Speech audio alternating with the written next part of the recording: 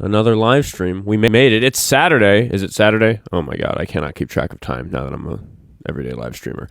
Saturday, okay, which means a different crowd. Lots more kids to dodge. Unfortunately, I'm not for age verification on these sorts of applications. Like Discord really obviously tripped over it. It was a bad PR blunder to try to require people to do age verification. But as somebody who runs these lives, obviously it is annoying that I have to vet whether or not a 19-year-old is actually a 19-year-old and not a 14-year-old, because obviously I don't want to sit here talking to kids on the internet. That's what the Republicans are into.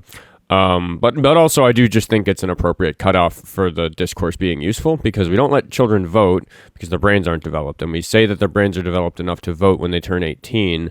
So I think that it makes sense for that to be the barrier. If you're a voter in America, you can call into the show. Though of course I'll take votes from people who maybe aren't qualified to vote.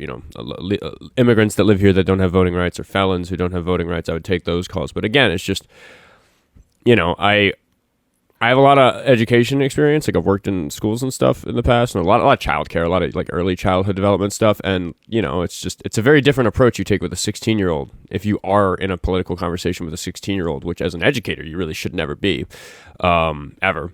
You got to keep that sterile educational environment. That's very important. And I just, it feels icky. It feels like wrong for me to be like, okay, young man, I'm going to like grab you and shape your mind. But if you're 18 and you're calling into a debate live because you've got the power to vote and you want to talk about it, then that's, I just got to draw the line somewhere. So, we'll see how we do today, because it's Saturday and school's not in session. I've been listening back to the lives because I'm almost caught up on YouTube. So if you're watching this after the fact, we're getting very close to the point where the episodes that get posted on YouTube are actually, the day. It's Saturday, and the most recent episode posted to YouTube is like Wednesday or something. Where like I'm hoping by the end of today, or certainly by the end of tomorrow, I will be caught up, and every day the live stream is going to happen on here, and then it's going to happen on YouTube. After that, the same day, getting it up same day is an ambitious goal, but once I'm back on track, because I've been very, very behind on editing and stuff because of some stuff that's going on in my personal life and because of the Savannah Hernandez debacle. Anyway, I'm here. I'm ready to take calls. I want to talk to Trump supporters.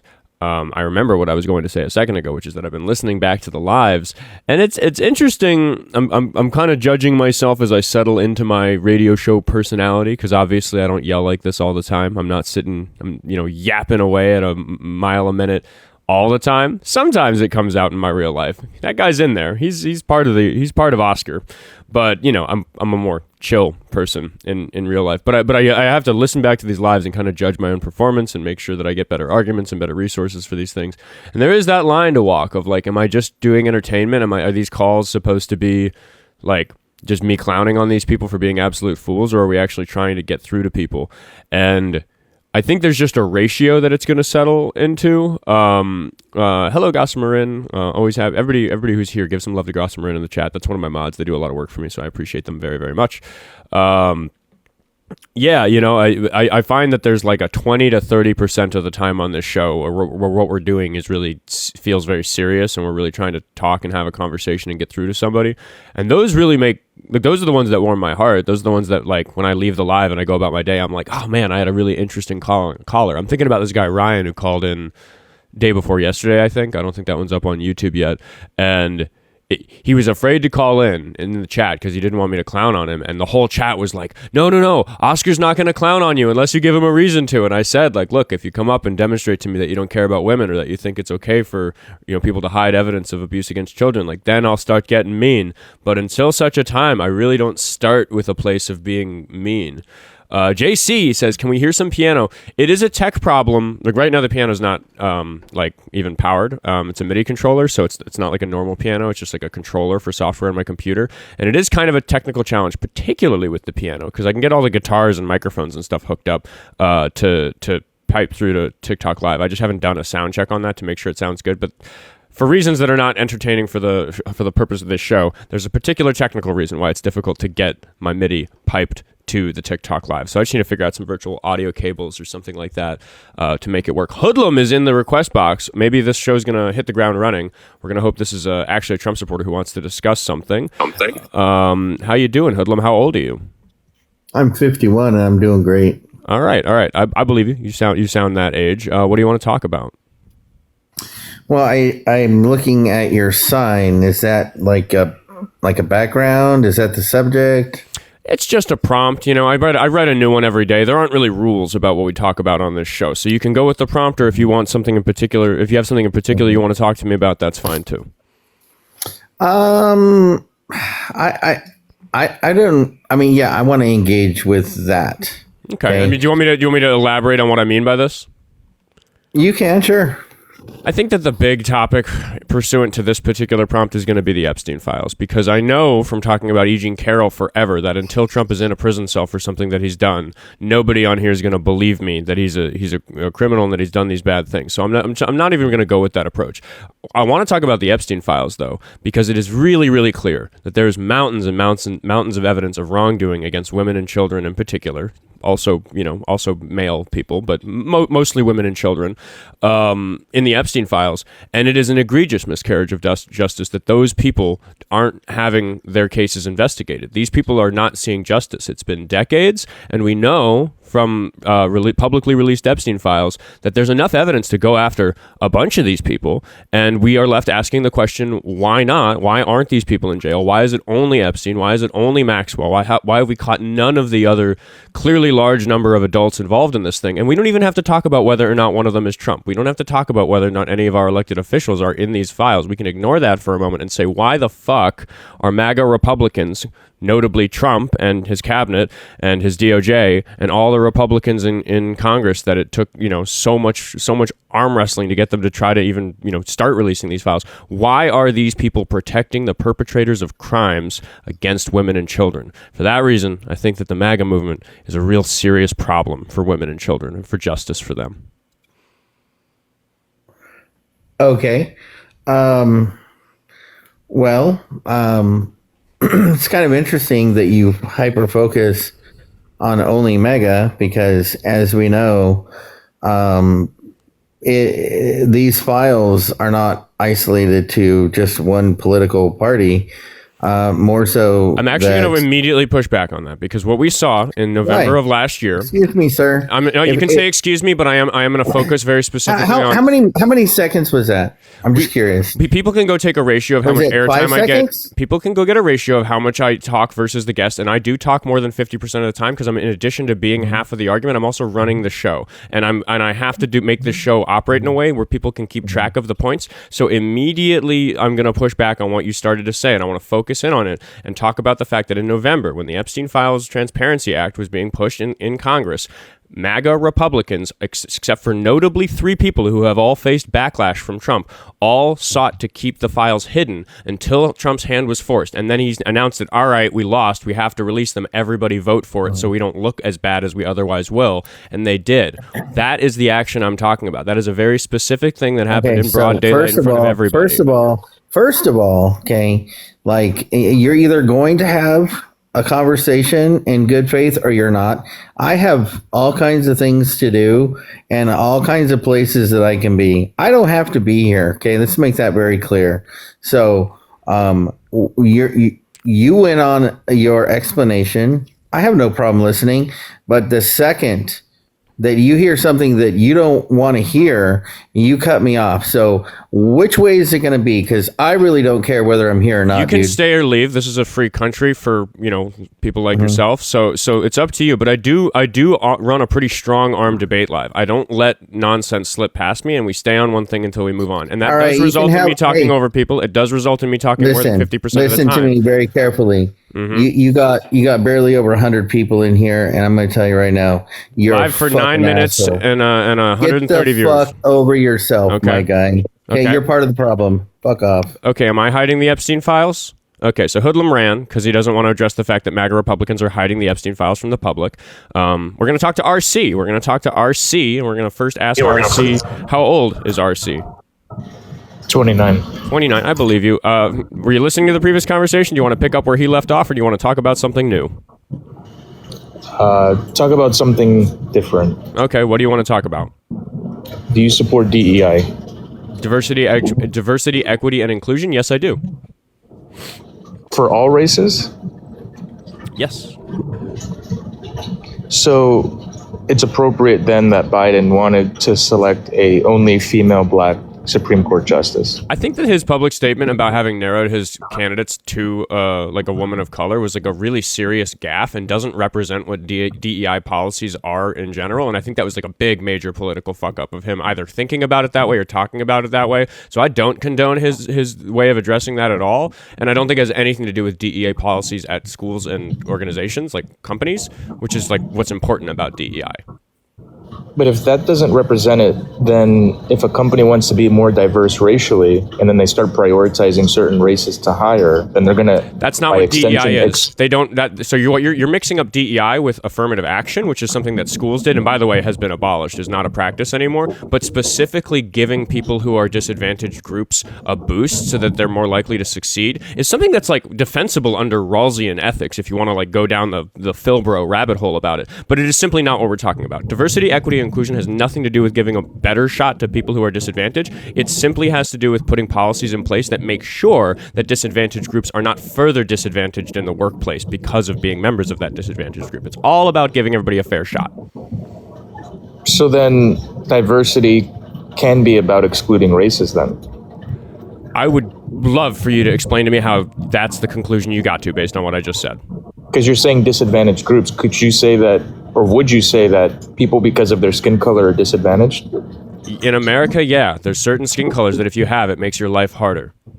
So if you're wanting to assist disadvantaged groups, then you're going to prioritize their race and exclude other races. No, that's not the direct conclusion, because you could say that, let's take the resumes from people of color and float them to the top of the stack and give them more attention. And that would be the sort of thing that you're talking about, but that's not what DEI is. What DEI is saying, let's look at our hiring standards and make sure that nobody who handles the resume is like, because of some bias that maybe they're not even aware of, throwing away all the resumes that have like a funny foreign looking name, or like when we interview, if it's a black person, is that introducing bias in our hiring process in a way that's not explainable by their work history? That we watch out for people being racist in the workplace. That's basically all DEI is. Okay, so wanting your employer to not be racist, I would agree with. Then so you agree with DEI policies. No, I don't, because I don't agree with having racial quotas to have a certain amount of a racial group. You need to provide evidence that anybody is racially quoting and that is part of their DEI program. And again, I just said that's affirmative action type stuff. That's saying let's actually specifically work in favor of the disadvantaged groups instead of what DEI is, which is just watching out for people treating them unfairly. You need evidence of that claim. If you say that there are race quotas, I'm not defending race quotas. I don't want there to be race quotas. I've been very clear on this. Okay, so but diversity of race, you would say, is a good thing at an organization. I think that a different it's diversity, right?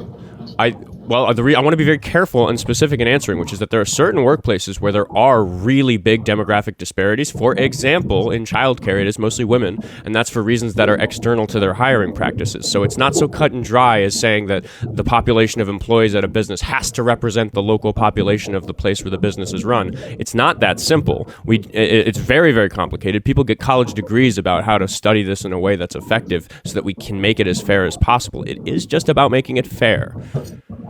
I know, but I'm just asking, do you think diversity of race is a good thing at an organization? Yeah, generally, yes. Why?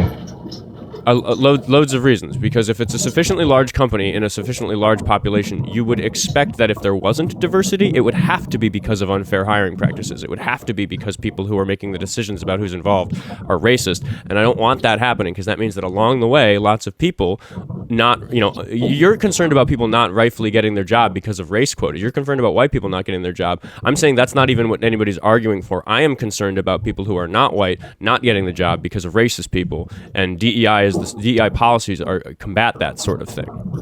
But what if there was an organization that had majority of black people working there? Again, it's complicated, and you can find particular examples. What's because you're advocating for more diversity, but what if it was mostly black people working at an organization? Yes, then okay, I'll just like completely agree with you. If there's a company that 100 people work at and all of them are black, I would say that company would benefit from some diversity. Yes. No, I'm not saying if every person there is black, but if a company lacks diversity in any way, regardless of which race is the majority, then yeah, more diversity, all else held equal, would be better. I will give you an what if example. that The reason I'm being demographic so is better careful, at I just that want to be job, very, though? I just want to make sure that I'm not like trying to like hide behind anything. There's counterexamples. If you run a barber shop in a neighborhood that's 99% black, because there are some neighborhoods that are 99% black, and 10 people work there and they're all black, that's just not that surprising. That's not really, that's a DEI policy probably wouldn't fix that if you don't have people from other races who are applying for the job because it's hyper local to a neighborhood that has like a really, really big demographic disparity. So again, there are counter examples, but in general, all else held equal, I live in a big city. If you had a big company here in downtown Minneapolis that had 100 people working at it and every single one of them is black, I would think that's probably suspicious. I would think that maybe their hiring practices aren't fair. Yep, fair enough.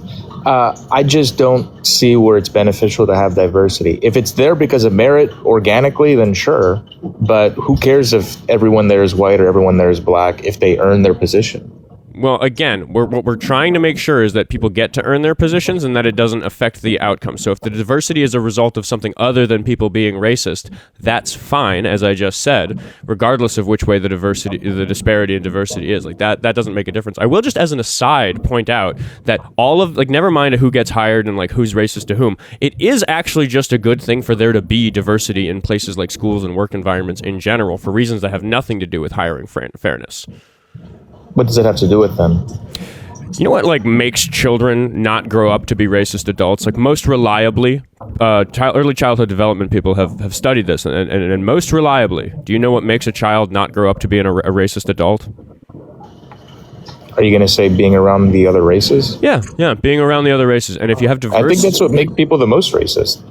You're wrong about that. People have a hard time being hateful of people they share quarters with, and when you sit next, when the person in the cubicle over is somebody who's very, very different from you, you're the type of person who might defend the type of person they are when you hear somebody talking bad about Indian women or whatever group it is. And it's the same thing in schools. Children aren't racist by default. If you put kids in a room with a playpen and blocks, they will play and build castles with each other regardless of their race. And it's children who grow up doing that at school that even if their parents are racist at home will think, oh man, my parents are racist, but I'm better than that because I know these people.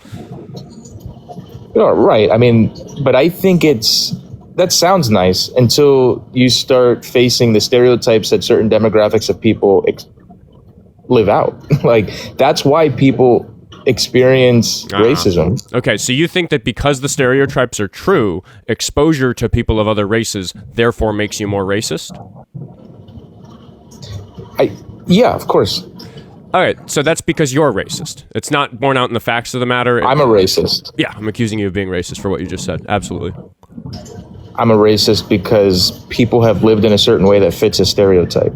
You are racist because Indians have scammed me many times, calling me from fake numbers. Goes on to say racist things. Yes, you're racist. Very clear. That's a racist thing that I'm saying, that a lot of scam callers were Indian. Yeah, so there is actually an interesting reason why, like, scam callers in particular are usually not people who are geographically in the United States. They're actually from places where the populations are really large and the labor situation is bad, and that happens to be places like India and certain African countries, like, not so much recently, Nigeria is doing better, but historically, the Nigerian print scan came from that fact about Nigeria. So there's demographic... Why did you call me racist, though?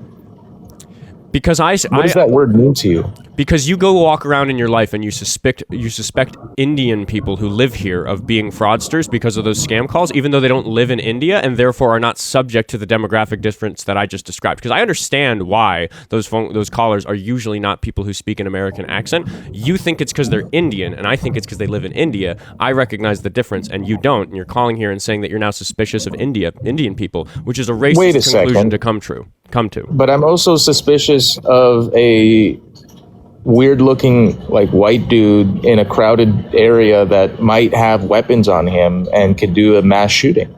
Are you not suspicious, like, more suspicious of white people specifically to do something like that? I think that, I don't look for white people in a crowd if I'm trying to spot a shooter. No, I don't do that. I mean, I recognize that most but don't you think that stereotype has been earned? Yeah, the stereotype of white men doing a mass unaliving has been earned, don't you think? Does that mean that you should get searched more thoroughly when you go to a concert to really make sure that you don't have a firearm? Do you want that differential treatment? I said, do you think that stereotype has been earned? Sure. Honestly, I'll be straightforward. Among like, if we're talking about mass shooters, yeah, it's like usually a white dude. But again, I'm not. Stereotypes of any other race are not earned. Just I'm white recognizing people. the statistical fact that most mass shooters are white dudes. I'm not going to sit here and say that's not true the case. Though. But I don't treat white dudes differently because of that fact. Okay, I'm not saying I treat anyone differently, but there are stereotypes that certain demographics of people have. You recognize it with whites. You don't recognize it with any other racial group, though. I thoroughly recognized it when it came to the Indian scam callers. I explained it very clearly. No, you called me a racist for it, though. The way that you talk about it demonstrates that you are a racist because you don't recognize that there's historical, demographic, and geopolitical reasons for these disparities in demographics, and you just want to talk about that Indian people are scammers. Wait, did you bother to look into the historical reasons why white men could be mass unalivers? Yeah, dude. Yeah, you're talking to somebody who does a lot of these calls. Like, I'm aware of the history of this stuff, and there's so it's not racist for someone to have that stereotype of white men, but the problem is actually kind of sounds like you have a bias. Well, the problem is actually it's privileged people in America who have a shooting problem, and privileged people in America happen to usually be white people. It's not because they're white people that they're doing it; it's because they're privileged people in America. So privileged people typically want to mass unalive? What about being privileged? No, that's not what I said. And I didn't say that the typical privileged person wants to cause mass shootings. Mass shootings are very, very rare. I said among mass shooters, it tends to be people who are from the privileged demographic in America, which happens to be white dudes. It's not because they're white dudes. Their penis didn't make them do it. Their skin color didn't make them do it. Why did privilege make them do it? What does privilege have anything to do with unaliving a group of people? I don't think you're interested in the nuanced answers to that question. You just said the common denominator is that they're privileged. What does privilege have anything to do with it? People who are members of the subjugated group generally don't go and do these things because they recognize how hateful and terrible a thing it would be to do. Whereas people who are members of the privileged group think that they have some right to have that privilege, so they feel incensed about all the things in the world they're upset about. Everything should have worked out for me. Everything should have been better for me, but it wasn't. So the world's bad. I'm good. I'm going to go do something terrible to the world, and they go and commit a mass shooting. Somebody who has spent their entire life living in a subjugated group probably is more likely to recognize that that's a terrible thing to do because the individual victims in a mass shooting didn't make your life hard. Some big systemic problems that people are trying to address with society as a whole made your life hard, and people who are subject to that sort of negative treatment aren't that likely to turn around and give it to somebody else at the end of the barrel of a gun. All right, but gang violence is the cause for most mass unalivings, though. And those are not I'm actually people. with you again. Like this is one. You said it was privileged people that are committing the most mass unalivings.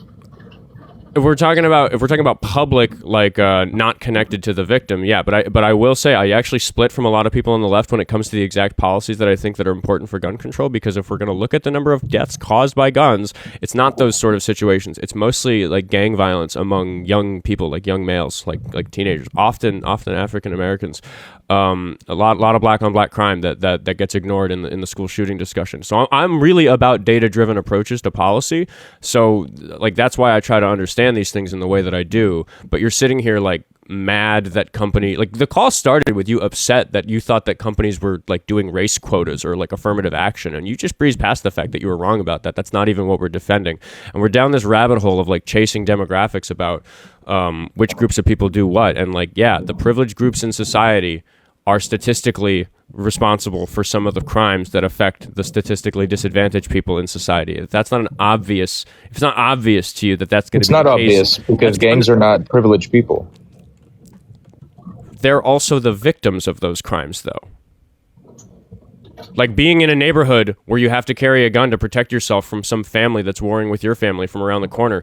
That's a shitty predicament to be in. That's different than school shootings. That's different than somebody taking a gun to school when they didn't need to. And who are the victims of those school shootings? Don't you think a bunch of privileged white kids are the victims of those school shootings too? Yeah. Okay, so the kids aren't participating in it. It's different, It's different. You can't equate school shootings to gang violence. You can't say, and I don't think you can't say two families squabbling with each other is the same thing as a person going to a school and shooting some people who might not even know them. That's different. Again, you're playing spot the similarity when these are massively different. It is. Different types of crime. Point. So we need different types of policy to address them.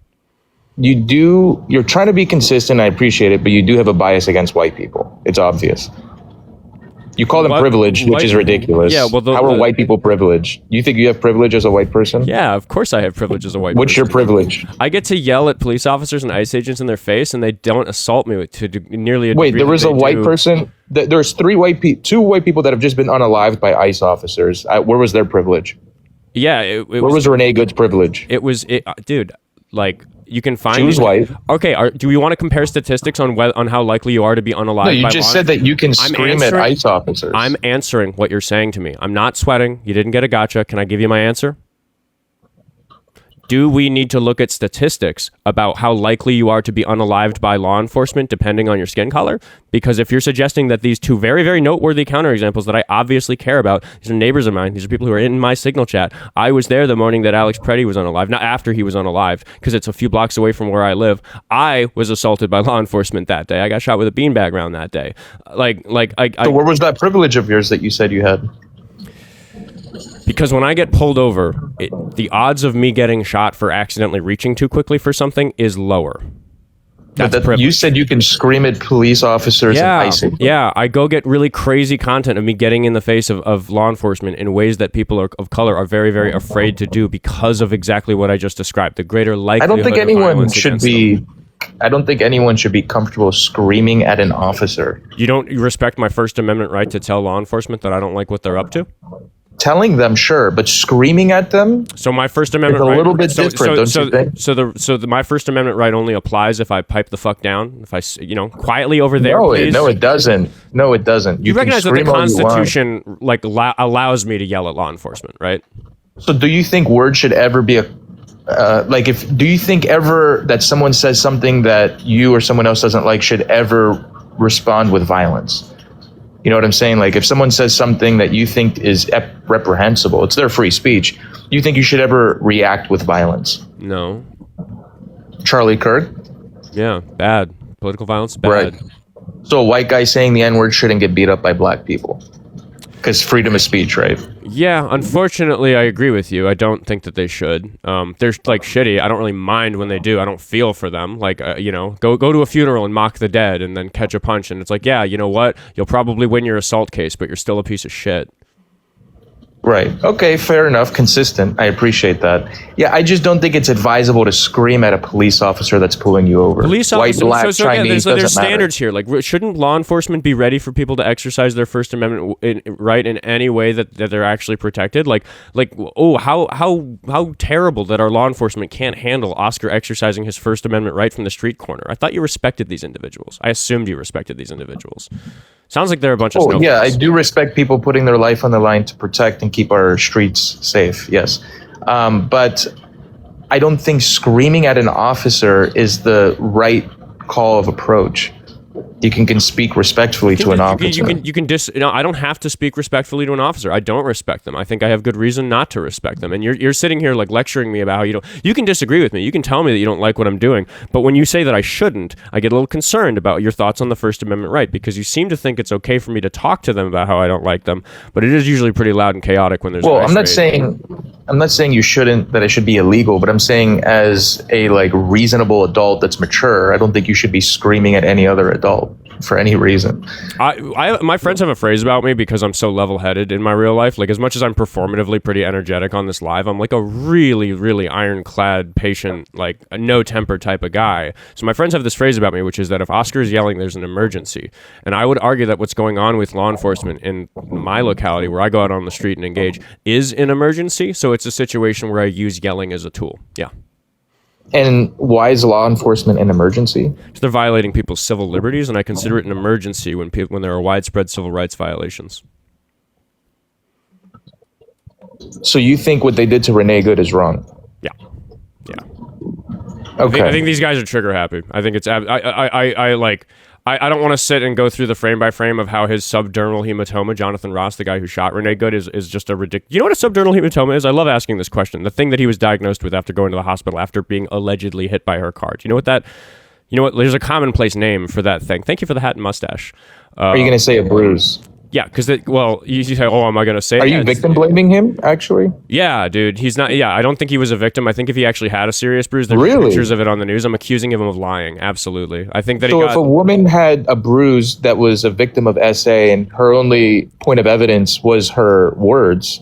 Wow, in an entirely different situation. In an entirely different situation, where the only thing that these things have in common are the word bruise. Yes, I have a different opinion about your entirely different situation, where the only thing in common is the word bruise. I do think differently about that because I'm able to consider context clues, and I've considered a lot of the context clues around Jonathan Ross. I think the one in particular that I prefer to focus on for this line of reasoning is Alex Preddy, because the question I ask is, like, you can say that he was being disruptive, you can say that maybe he was violating some like jaywalking law or something like that, but I just ask you to watch the video and show me exactly where. Here, there. That's the reason he got shot 12 times. Nobody should do that, and if you do that, then law enforcement should shoot you 12 times. That's what. Wait, why did you pivot away from the officer that was bruised and you're victim blaming him? Because you and I aren't going to. Yeah, I don't think that the bruise is a big deal. You wouldn't say that to a woman that's an SA victim. The reason I pivoted away from that, I'm going to answer your question, is because we have no proof as to the fact of whether or not you did pivot away from that.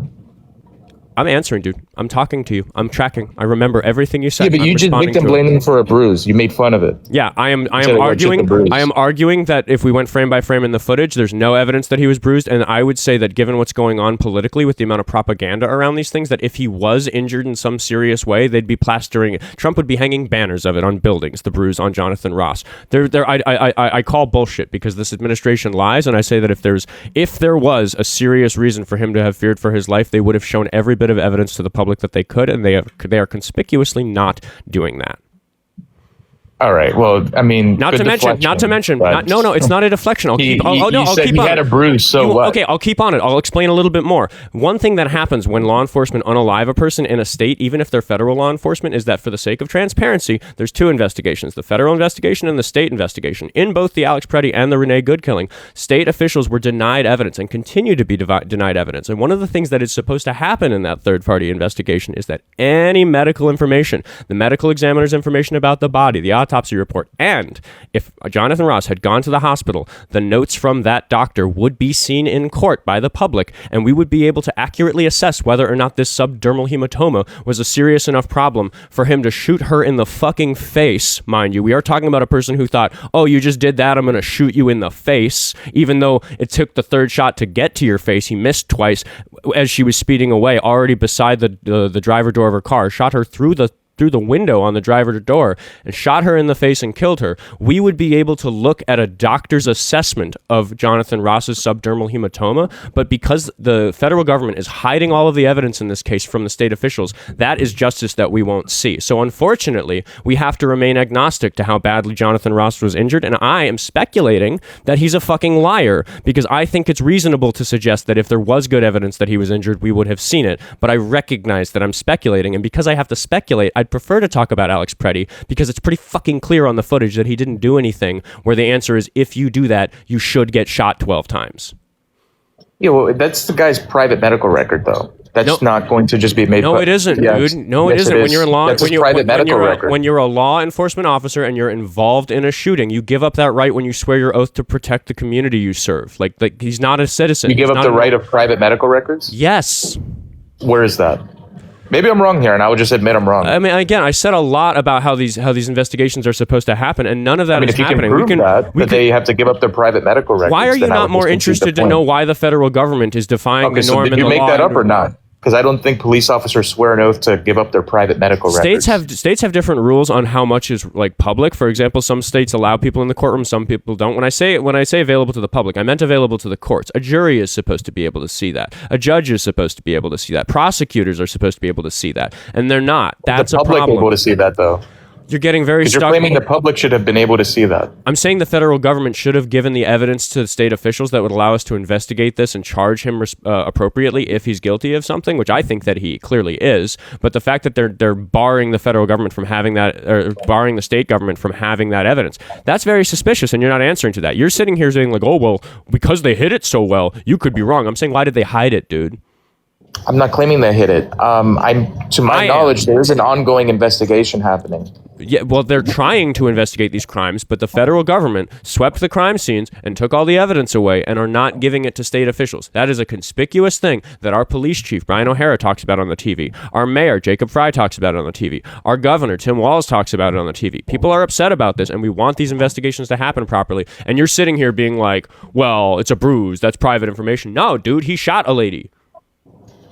Like, he's a law enforcement officer. Stop being private. I would agree with you that if they are hiding anything, that is very suspicious. I'm not going to try. Somebody in the chat says, because it's a Fed case, look up the law, dude. Specifically, very specifically, when a federal law enforcement officer unalives somebody in a state, that state gets their own investigation. It's totally the norm. You're just making shit up if you say otherwise. Not you, caller. I just said that to somebody in the chat. But again, like you can what about this all day? You can say, oh, well, what kind of gun was it? Or, oh, like, how fast was she moving? Or like all these random little details. But there's this big elephant in the room, which is that we don't actually get to look at any of this because the state is being barred from doing a proper investigation, which even if there wasn't good evidence of Jonathan Ross being guilty, even if it wasn't so obviously egregious to people who care about women and children like myself, when you watch the video and see that's terrible what he did to that woman, even if it wasn't obvious, it's still fucking bad and suspicious that the government is hiding the investigation from the state officials. I want you to answer that. Why would they do that?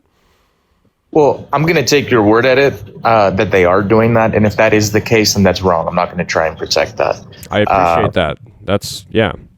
If they're trying to cover up stuff, if the federal government is, and again, I'm just taking you at your word, then I'm well, like not I just said, this isn't like wrong. me just like shilling my conspiracy theories for the grift on my TikTok live. This is a big story. I live here. We as a population are mad that these people aren't being prosecuted, that these people aren't being investigated. The George Floyd riots, I say we as a Minnesotan, but I didn't do anything like bad or illegal in the Floyd riots other than violating curfew because I did come out and stand in the crowd. Just to be clear, but like we burned the city because we wanted Derek Chauvin to be charged with a particular degree of murder. And when he was given that charge, the riots ended. It's what the people demanded. We demanded justice. So we are still demanding justice. We are still out at the Whipple protesting. I'm still sitting here doing this, talking to you about it. We demand justice for Renee Good and Alex Preddy. You can't intimidate a court, though. And you just said we demanded this, burn the city down until they found Derek Chauvin guilty. That's intimidation of the court. That's illegal. You can't do that. Yeah, laws get broken when people need to revolt against a system that is not following the laws that are supposed to protect them. I mean, it would have been illegal in the 1930s for people to resist what the Nazi government in Germany was doing. Do you think it would have been right or wrong, though, is the question. Well, the Nazi government is not a U.S. government, so we don't have to follow the same laws internationally as we do domestically. I didn't say that we live in Germany. I didn't say it was the 30s. I said that if we did live in Germany and it was the 30s, it would have been illegal to resist what the Nazis were doing. I'm asking you if you think it would have been right or wrong to resist what the Nazis were doing. I think it would have been right to resist what the Nazis were doing. Okay, so then you recognize that what's right is not always something that's perfectly protected by the law, which is what we protesters refer to as good trouble. That's quite the stretch, but yeah, it's not at all a stretch. You literally just admitted to it. No, I admitted to the Nazis, not a U.S. court that's prosecuting I recognize that police you're not. officer. Okay, I'm not all the way there yet. I just said that so far I've gotten you to recognize that the right thing to do if the government is misbehaving is not always a legal thing. Just in a vacuum, not applied to our situation. Just like January 6th. Exactly, okay. I agree. Okay, so you do think that we should have overthrown the government on January 6th. I think I sense a topic. I think they were exercising their freedom of speech. I think they were exercising But Alex Preddy wasn't?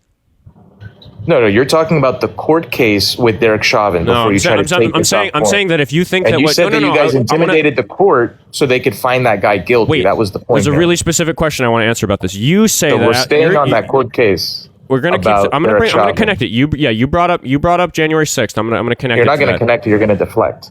We're talking about all these things. I'm gonna keep talking about all these things. The chat can judge whether I'm deflecting. The people watching on YouTube can assess whether I'm deflecting. You can assess whether I'm deflecting after I make my point. My point is that you're saying that the people on January 6th were justified, but Renee Good wasn't because she bruised a law enforcement officer. And I would like for you to answer this: the people who violently assaulted law enforcement officers on January 6th, did they deserve to die? Would the officers have been right to shoot them in the face as Jonathan Ross did to Renee Good? Yeah. Why is it different? It's not. Renee Good hit him with a vehicle. Like he was suspecting himself from getting run over by her car from his perspective. Yeah, you can watch the video from different people's perspectives 1,000 times and say, well, I wouldn't have shot her. But he saw a 4,000-pound vehicle barreling toward him. So it's a little bit different. Okay. I see that we're not going to agree on that. So what happened with the court case with Derek Chauvin, by the way? I said you were going to deflect it. You deflected. But people were violently assaulting so what police happened officers. You said you guys intimidated a court to get Derek Chauvin guilty. You sidestepped what I just asked and you. as I said, you're going to deflect away from that. We can talk about. We can go back to George Floyd after. That's fine. I will talk about that more. But I'm going to hold you to this point. You deflected. We can only talk about one thing at a time, and you're doing a bad debate strategy right now, which is that whichever we're talking about multiple things, and whichever one I don't talk about, you're accusing me of deflecting away from the other ones. I answered you though. You didn't say anything about J6. How is there? You said, would it be consistent if the officers would have a right to unalive them? And I said yes. So let's go back to the Derek Chauvin. Was I so surprised by your answer that I missed it? Wow. L host. So you do think that the officers on J6 would have been justified in unaliving the people who were storming the Capitol? No, you said if they were assaulting the police officers, which they were. Yes. 170 some odd of them were charged with assault against law enforcement. So those 100. If you're assaulting an officer, they have the right to defend themselves. Okay, so those 170 some people. So let's go back to Derek Chauvin. No, dude, let me finish my point on this again. Like you can just pick whichever name I knew you were going to deflect. That's why I don't like to answer leftist questions because you guys will go off on a rabbit trail. You brought up J6. You're never going to go back to the Derek Chauvin case at all. Dude, we're talking about 4 cases. We're talking about Renee Good, Alex Preddy, Derek. No, Chauvin, you were saying you guys intimidated the court to get Derek Chauvin guilty. I will continue that line of reasoning. After you answer what I'm about to ask. I already answered. J6. Right. You're going to be bad, Dave. I hope you have a good day. All right, so you're going to hit the run button. All right, so he ran. I'll ask the chat. Did that caller think that the 170 some odd people who were convicted of assaulting police officers on January 6th, does he think that they should have died instead of what actually happened, which is that they got pardoned by Trump? Like, and really, it really is the thing. It's like we're talking about Renee Good, George Floyd, Alex Preddy, and the January 6th thing, and I'll say a sentence that mentions 1 or 2 of those things, and then whatever I say, he's going to accuse me of deflecting away from the other 2, and it makes the conversation just completely innavigable unless I bring up all 4 of them in the same sentence, which I'm actually articulate enough to do, but I happen to know it's not good listening, and my caller can't keep up with those sorts of things. I have to keep my sentences shorter than that. How is everybody doing? I don't have anybody in the queue, so I will remind everybody to get double tapping away on the phone screen. I should see a big string of hearts pop up because there's 150 people watching, and I'm sure that you want another call to start soon. So if you get double tapping away on the screen, that'll happen sooner. If you follow me, if you're not following me yet, that tells TikTok that you enjoyed the live, and that gets more people in here. And if you want to take a moment while we're waiting for another caller to hit up the link tree in my bio, you can go follow me on the other platforms. I am no longer begging everybody to follow me on Instagram as fastidiously as I was because I've met my goal. I have my 10,000 followers on Instagram. Very excited about that. So go follow me there if you haven't, just because I still want more followers. But now I'm going to start focusing on YouTube because my numbers there are paltry, and that's where that's where these lives get posted. I'm on day 6 or something like that of doing this as a show that actually just gets hard posted to YouTube, so you can go listen to me when I'm not live. And there's a bunch of other content from before I made that switch in production that's also uploaded there. And I'm almost up to date on getting everything uploaded so that hopefully today or tomorrow all of the backlog of shows I have will be uploaded, and then every day I'll just do this show from 10 to 12 CST. Time will change next week, but for now it's 10 to 12 CST, and then that day the goal is to get that episode processed and uploaded.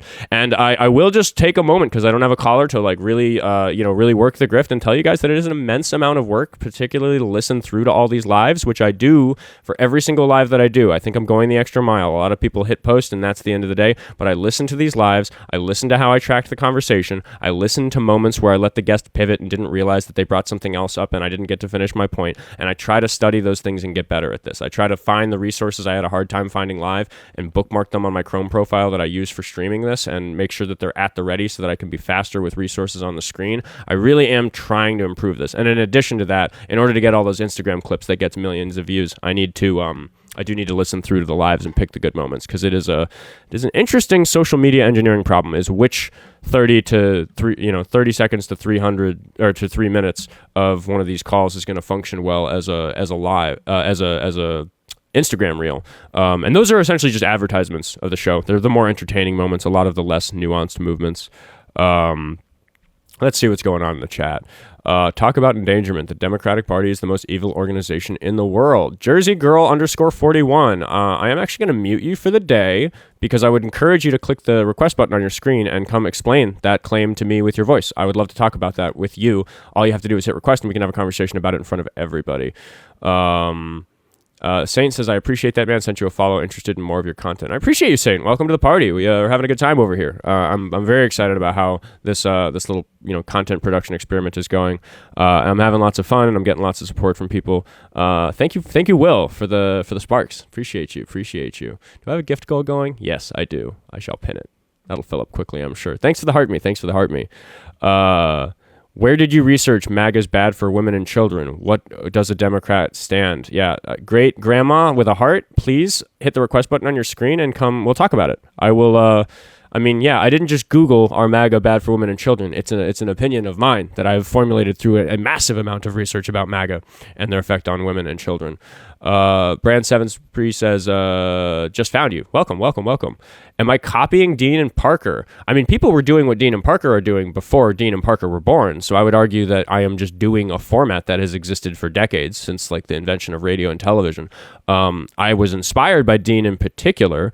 I like to run my lives in a slightly different way than he does. And I'm a different person. I have a different sounding voice. I have different types of arguments. I have some opinions that are different than his. I don't agree with Dean on everything. Some of the arguments that he uses are maybe not arguments that I would use. So I'm doing a different show. It's me in the chair instead of Dean Withers. And if you like Dean Withers more, go watch his show. If you like me more, watch my show. If you like both, watch us both. There's benefit in multiple people doing this. Blue Opal says, I like your style. I appreciate you, Blue Opal. Let's see. I've never seen you and Dean in the same room. Yeah, must be the same people. Hello, Diava. Good to see you. Saw you earlier. Mama Avery's here, of course. Midwest Progressives here. Oh my God, everybody's here. See, that's the beauty of having a consistent schedule, which I will for at least another week. But we'll see. But yeah, my gripey complaining was about that this is very time consuming because I'm trying to do a good job. So if you want to support that in some material ways, there are options in the link tree in the bio, and it does make a huge difference because I'm a beginner. I started this in January, and it's grown a little faster than I can keep up with, which is why I got to send a huge thanks to the mod team, all the people I just mentioned who keep the chat under control so I can focus on the conversation. E. Jean Carroll was asked to name 4 people that DNA could belong to. She got them all wrong. The future is here. As much as I hate talking about E. Jean Carroll because I talk about it too much, I'm going to mute you and invite you to click the request button on your screen and come talk to me yourself. Let's talk in front of everybody. Ron says I'm doing a great job. I appreciate that. I really am trying. Like, I've gotten better at this since I started, and it's getting to the point where it feels comfortable and easy because I spend way less of my attention during the live, like running the live and trying to keep up with it all. Trippin, no caps in the chat. You are allowed to say that I'm a soy boy with Trippin says soy boy tears are the best cry ho, whatever that means. You're allowed to say such nonsensical things in my chat. You're going to get muted or blocked if you keep up with the all caps. I don't allow that because it's very disruptive of the chat. It's distracting. Anyway. Lisa Marie also says I'm doing great. This is wonderful. I do appreciate all the compliments, but we this is too friendly a chat. We've muted a handful of people who are too scared to come talk to me. But we want to get somebody in here who's going to come talk. So you guys should get double tapping away on the screen. We got 26,000 likes, which is actually pretty good for this far in the stream. But we got 13 minutes to the top of the hour. It's 10:47 a.m. So I don't know. Can we really get the fire burning? Can we get to 40K in the next 13 minutes? We obviously can. There's 100 people in here still, but the viewership is dwindling because there's a lot of people who don't engage in the chat, a lot of people who don't double tap the screen, and they do leave the moment the call ends if it's just me yapping. And I wanna talk to MAGA. It's Saturday, so we hit the ground running today with viewership and callers, and I wanted to keep that going the whole way through.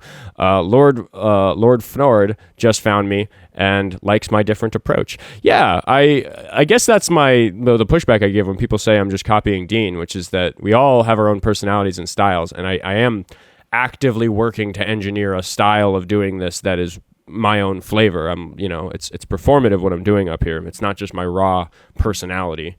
I'm not like this on a date, to be clear. And of course, if the date tried to tell me that immigrants don't have rights, then I wouldn't argue. I would just conclude the date. Just not gonna date such a person who thinks that. He's nothing like Dean. I'm a little bit like Dean. We both talk fast. We both have like there's if we're gonna checklist the particular like style points for how we do debates, like me and Dean Withers have a lot more in common than me and Diava Talks, who's one of my moderators who you should go follow, because she has a very different approach to this, where she really gets angry and like does the valid crash out all the time. It's her yelling at these people on her show all the time. So if you're into that, it takes a lot to get me to yell, and it is usually pretty entertaining when it happens. But Diava Talks specializes in that type of approach. So I'm closer to the Dean Withers neighborhood for the particular style that I do. But yeah, like I said, I am different, and there are a couple things he does that I just really don't like. Every time I'm listening, I think, oh no, I wish he would handle it this way instead. But this is my show, so I get to do that. Diava Talks, as she says every single day, says that she's definitely less patient than me. I think patience is my superpower in this. Ezra, who I see in the chat a lot, says, I think you are very respectful until you are disrespected, and I think it's a breath of fresh air. Yeah, I just start from a place of compassion. I'm going to assume that the person who called in really thinks that illegal immigrants are dangerous, or really thinks they're bad for the economy, or really thinks tariffs are good for the economy. And that's a person who's been fooled by the talking heads on Fox News or whatever network. So like, I'm not going to clown on somebody for being ignorant, but when they tell me that they don't think that like women should lead, or like whatever thing it gets to where we realize, it is because you're racist that you think that, then I let it out. Or like when I'm disrespected. I mean, it happened once today already at the beginning of the call where this guy was like, excuse me, young man, you're not going to talk to me like that. And I just have to like be a man about it, I suppose, if we're going to use the sexist language, and say like, no, it's my live, you're going to listen to me. And it is always fun when I snap back really, really directly to people talking to me that way. You can hear that it's like, yeah, sit down, good boy. You realize you have no power here, and you want to stay on the call. So now suddenly you're being a little more respectful. Yeah, didn't expect me to have teeth because I'm such a nice guy, but no, sorry, I can pull it out. Especially because I don't use the mute button. That's like the big thing that separates me, I think, from a lot of the other debate livers. Like, it's very, very rare that I have to use the mute button to prevent a call from just being completely unlistenable. But I always announce it. I always say, okay, now you're getting muted. I announce it. And I say on live all the time that I wish TikTok would made a little button sound, like a little chuka sound whenever you hit the mute button, just so the listeners know that the mute button has been hit. Because, it's like an arm wrestling match. Every time where another live host would use the mute button, so I just yammer over them and say, I'm not going to let you finish. I'm not going to let you finish. I'm going to keep yapping until you finish your sentence, and then I'm going to take you right back to the thing that you breezed past. You're wasting your time by saying all this. Stop talking. You're wasting your breath. You can say this in a second after you answer my question. When I do that, it's like an arm wrestling match. I'm like, like trying to force them to shut up. They're trying to force me to shut up. And some people don't like that. And if you don't like that, then I don't know, go watch Dean Withers. He uses the mute button in those sorts of situations. Go listen to Diava Talks. She uses the mute button in those situations. But I win the arm wrestling competition. That's what I do. It's my own style. That's the biggest thing. If I'm going to advertise the ways in which I'm different than the other debate livers, that is fundamentally the big one. Don't make women's issues political when it's humanitarian, says Saint Eve. Yeah, I always say I'm a humanist first and a patriot second, and both are important. And it just comes down to like, there are a lot of these political issues where it's like, congratulations, you found a loophole that makes it okay that you're sexist. Can we just look at the facts of the matter and say that what's happening is wrong? Can we do that first? Can we just say that it's bad, that so many people in the Epstein Files are victims of things that clearly adults in the Epstein Files did to them, and we're not investigating that? Can we just like forget all the politics for a second and just say that that's bad?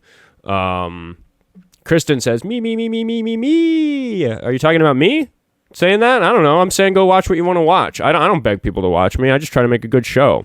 I do beg people to go to the link tree in my bio and support the stream, because I can't keep doing it at this clip if you don't. So that's appreciated. But in general, it's the advice I give everybody. A lot of people in my personal life right now are like, dude, how do you post good Instagram clips? Because they scroll on my page and they see that everything I post gets thousands or tens of thousands or sometimes hundreds of thousands or millions of views. And first thing I tell them is, you got to understand the trial system. Not everything I post does that well. I don't know what's going to do that well. I'm getting better at it, but I get to trial and error it by posting 20 trial reels and then actually publishing the 3 that do well in the algorithm. And that's why that's just like a technical reason why my page looks so good. But the best piece of advice I can give to people who are trying to do better on social media is stop telling people to like and share, and just make content that's worth liking and worth sharing, and people will do it, especially on platforms like Instagram, where we're talking about lives are a little different. I kind of need to encourage you guys to engage and double tap the screen, which plenty of people are doing, by the way. Thanks so much. We're at 33,000 with 7 more minutes until 11 o'clock. So I think we can hit that 40K easy, and hopefully that'll get a caller in here. So the live experience is a little different, but people spend so much of what little attention they get to give their audience when they're making shorts and posting stuff on their Instagram or on their TikToks or YouTube or whatever platform you're using. Just make better videos. Like, just stop getting your feelings hurt about the fact that your videos aren't doing well. Just understand how it works. Yeah, it's lame that the first 3 seconds need to really hit or people won't watch, because a lot of the big gotchas and zingers in my videos aren't until 2/3 of the way through the video, and I'm not going to do what I think is the bad. It's not an immoral practice. I think it's just a crummy practice for the type of content I make. I'm not going to put the zinger in the first 3 seconds and then cut it so that you get the setup after you get the punchline, which is what a lot of people do to make the first 3 seconds of their reels more grabbing, which is, for those watching, that's why those videos are edited that way, so the joke gets spoiled before you hear it. It's literally so more people will watch. They're like damaging the art in order to please the algorithm, and you have to navigate that. You have to navigate, how can I do this honestly, authentically, and not like damage my own academic, journalistic, or intellectual integrity, while fighting the fact that no, the video won't do well if the first 3 seconds aren't entertaining, aren't grabbing. So it's just all this technical stuff you have to learn. I think that you need to advertise more that you're looking for a debate. Yeah, I suppose I do. I mean, the title of the live is News and Debates, and the sign usually upsets MAGA supporters into clicking. I should get like a bigger sign to hang maybe in the background above me. Who sent us sheep? Bye to Pool. Thank you for the sheep. Appreciate that.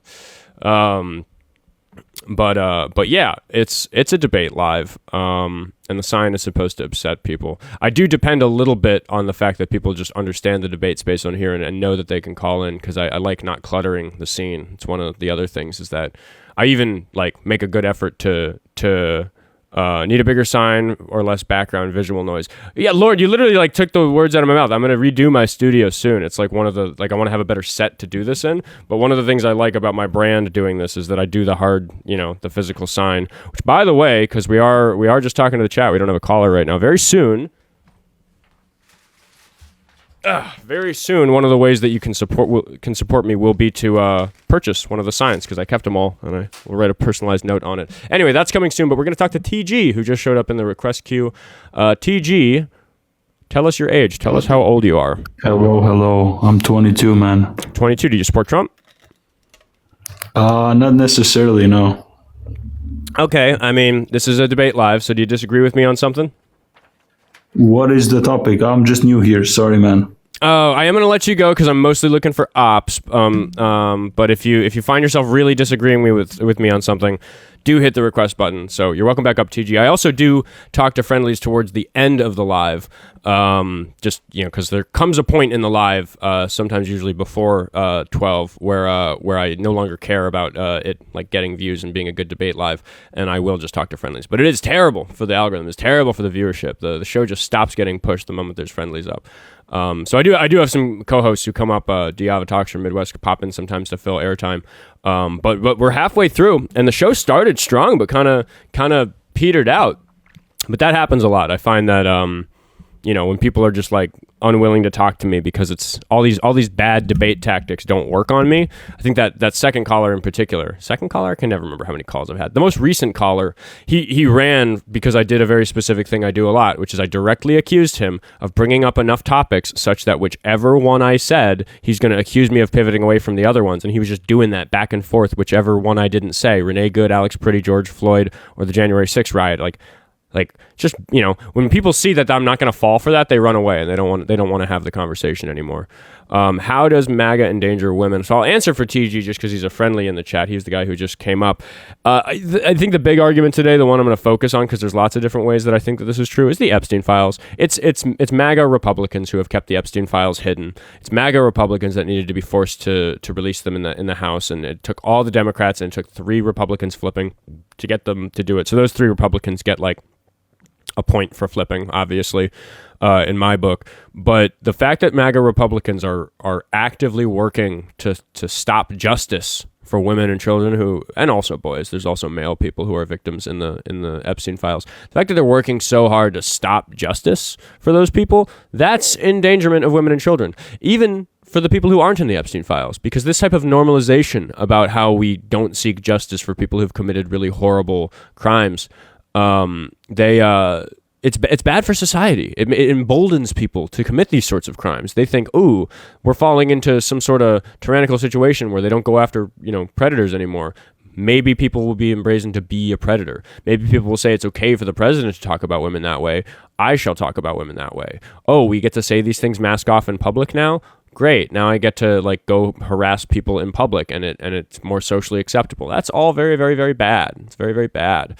Who's asking me if I'm crying? There we go. YFR Unlimited. There's this request button on the screen, so I'm actually going to mute you, YFR Unlimited, because I don't have a caller right now, and I'd like to talk to you. So if you want to hit the request button on your screen, please do, and we can talk about it, about what you think I'm crying about.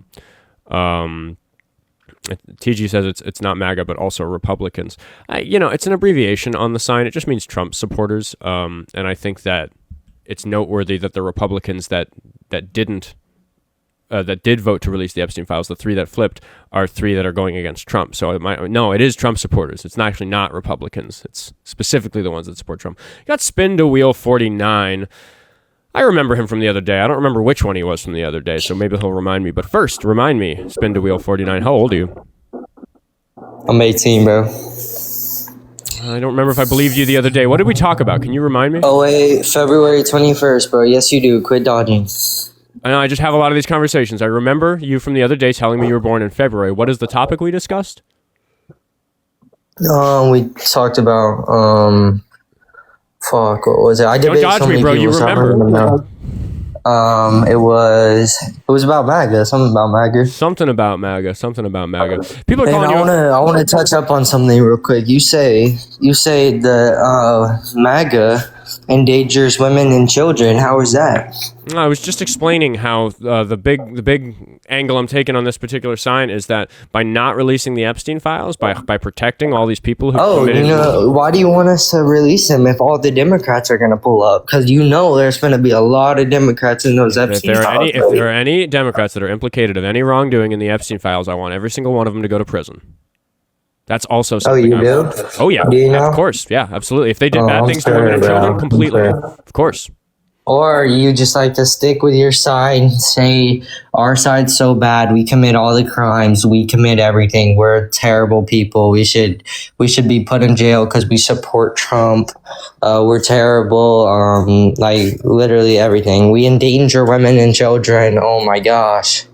Do you think that or we're the ones that protect women and children, and we're the ones that do for other people? We're gonna stay on the Epstein files. We're gonna stay on the Epstein files. Why did Trump try to stop the Epstein files from being released? Maybe he was being attacked to not let them out. What does that mean? What about that? Attacked by whom? Attacked by the elites. People who are higher in power than he is. Who do you think is higher in power than Donald Trump? And I'll say there is one noteworthy exception, which is maybe Benjamin They're anonymous. We don't know them. People with millions and trillions of dollars are ahead, higher in power. Okay, so you think that basically you believe in the Illuminati or something like that. There's some high cabal of power, even more powerful people. Yep. They're going to peel the layer back further. It's not Trump and his cronies that are the powerful, wealthy elite that are supporting the actions of predators of children. Exactly. There's you're just going to hypothetically say that there's a bigger group. Both sides are bad, dummy. Both sides are bad. Do you think that the president... I'm going to assume you're right because I just don't even think... This is just because this is a novel conversation. But just for the sake of argument, if you are right, if there is some bigger, even wealthier, even more powerful group of elite that are hiding in the shadows, don't you think it would be an important priority for the United States president to go after those people? Yeah, he can. But do you think we should elect somebody who will try? He'll be executed. By whom? His family. They could threaten his family. They could threaten him. They could threaten people he knows. They could. You don't know. You just don't know, bro. I remember you now because I remember you also told me that you think that the Earth is flat. So I just want to ask straightforwardly: do you take yourself seriously? Yeah, do you think that you are knowledgeable about these topics? Dude, look at you. Look at what you're doing right now, bro. You're so delusional and dumb. I'd You like can't you to- even fix your teeth. You couldn't even learn to brush your teeth and keep them straight when you were younger. Personal attacks. Gotcha. Can you answer the question about if you Because like, you treat act like I'm yourself? such an idiot, but you're the real idiot. I'm just trying to understand how, like, what your assessment of yourself is, because I work really hard to like adjust the way I think about all this stuff in a way that I believe is honest and educated. I spend a lot of time researching and reading about these things. Yeah, I do. So, I mean, I'm asking about you. Do you do those things? Because you've called into the live to talk about it. I got a restriction, of course. Just kick me, bro. I'll come back up later. 10 minutes. You got 10 minutes. It's 11:03. You can come back at 11:13. Yeah, he got a restriction for harassment and bullying, which again, like, man, even if TikTok allowed it, just like dunking on me for my teeth doesn't like make you look good in the argument. And I do want to know from Spin to Wheel, like, what his deal is. Like, what is he, you know, like, I know what my deal is. I know what I'm about. I know what my values are. You know, and his username suggests he's a troll, Spin to Wheel, because that's what he does. He just comes and, you know, just fucking says the same talking points over and over again and levies a personal attack when I ask him about himself. But it's a caller like that I do find interesting, because I do believe he's 18. That's just my own lie detector. I don't have good proof. I just don't actually think he's lying to me about his age. There's a certain indignance with which he announces his birthday that to me suggests that he's offended that I think he's younger than he is. So I believe him, and I do want to talk to an 18-year-old. This is a person who hasn't voted yet, but does now have voting rights. So it is useful. Wait, I got a misinformation claim? For what? What did I say? That's a new one? Is it something that's happening in the chat? That's funny. Yeah, I don't know what. I don't know what. I mean, I really got to assess why I get those restrictions. So I don't know what I said in the last 2 minutes since I kicked the guest. That's misinformation. I was just saying that I know what I'm about and I want to know what he's about, and that I do believe that he's. I don't know. I shouldn't even repeat any of the words I said, because I said something that TikTok didn't like. If it was the guest though, I don't know. Yeah, I'm not sure. Everybody's saying it was the guest. I don't know. But it usually tells me when I get the pop-up on the screen if it was the guest, and it didn't this time. It said that it was me. So I don't know. But maybe we'll risk the live getting banned again. And you know what? I'll actually say, because I got 2 flags, Spin the Wheel 49. You can come up another day. I'm just not going to risk it today for the flag, because I guess TikTok's being a little sensitive today. But we do have another caller, David, who we're going to talk to. First of all, as always, David, how old are you? What's up, man? I'm 40. Oh, and by the way, the chat just pointed out, I know the words I said that were wrong. I will never say those words on live again, even though it's a very silly thing to believe that I was. Bro, what are you, like 20 years old? Do you have herpes on your lip right now? I'm 30, and yeah, I had a cold sore last week. It's healing up. What's your point? Yeah, it's pretty embarrassing. How about you fucking not go live and wait till it heals there, buddy? Because I don't care what people No think one wants about to what see I your look. fucking herp alerts, bud. I don't know, dude. Lots of people do. Like people are here watching, and I think it's like it's a little bit of like bravery, and shows how secure I am in myself that I don't actually care about people like you saying those sorts of things about me. Yeah, like you don't care about your teeth. Maybe you get some fucking braces, you clown. Yeah, link tree in the bio for the orthodontist fund. No, I sure can. If you want me to afford braces, go Yeah, to the link because tree in you're my a bio. bum Send loser. me You some don't money. make money, bud. Send me some money on Venmo so I can get some new teeth. Instead of being on here all day, you should be working your fucking job so you can make some money, you bum loser. You live at home with mommy and daddy, I bet. I think the chat misheard me. I'm 30, not 40. I may have misspoke. I'm 30. Anyway. Well, you're 30. You look like you're 45 years old. Bum loser with your fucking dumb cap on. You started the call by... Take your fucking beanie off, bud. Take your beanie off. You started the call by saying I look 20. My hair's real messy. What the fuck? I got hat hair. Yeah, it's real sweaty under there. Put the beanie back on. Put the beanie back on. I went for a run this morning, so it's kind of gross. Put the beanie back on immediately, bro. Okay. Holy shit. Yeah. How are you 30 years old going bald already, guy? Sorry, I couldn't hear you very well. What are you saying? Bro, okay. How are you 30 years old and you're already going bald, bro? Look at your receding hairline, my guy. I take that up with God, dude. I don't know. Like... No, God's punishing you because you're a dumbass up here talking shit all day. Okay. It's called punishment. I mean, I must be doing a pretty good job if I've got God's attention, and I think that guy kind of sucks. So, I mean, sure. No, he's punishing you, bro. That's why you got fucked up teeth, and you're going bald, and you got herpes, and you live at home David, with mommy and daddy. I'm actually going to take a suggestion from the chat. Would you turn on your camera so we can see what you look like? No, I don't need to turn my camera on, but I look way better than you, though. Okay, trust me, bro, right? We're just Yeah, you're going to kick me. I bet, hey, you're going to kick me. Oh, well, what about your confidence, bud? I'm not going to kick you. I haven't even... You're so confident. Yeah, I don't care. I was just relaying something from the chat. I mean, my God, bro, look at your fucking bicep, dude. Do you even work out? Do you do any exercising at all? Let's assess. What do you guys think? How tall do you think I am? What the fuck? That's always a fun question. How tall do you think I am? Hello? You there, David? Did somebody mute him? Did Diablo mute him? Hey, don't mute me. I didn't mute you. I think one of my mods have. I don't mute people. What's yeah. But hey, let's get to your stupid MAGA endangers women and children. Can you explain your? Just explain, bro. Go ahead. Oh yeah, they're hiding the Epstein files real bad. Oh, so you're the only one still talking about the Epstein files, right? So loads of people are still talking about the Epstein files. So elaborate, bud. Elaborate. The president spent like the week before the passing of the Epstein Files Transparency Act trying to get it to not pass, and I think that's like wildly suspicious.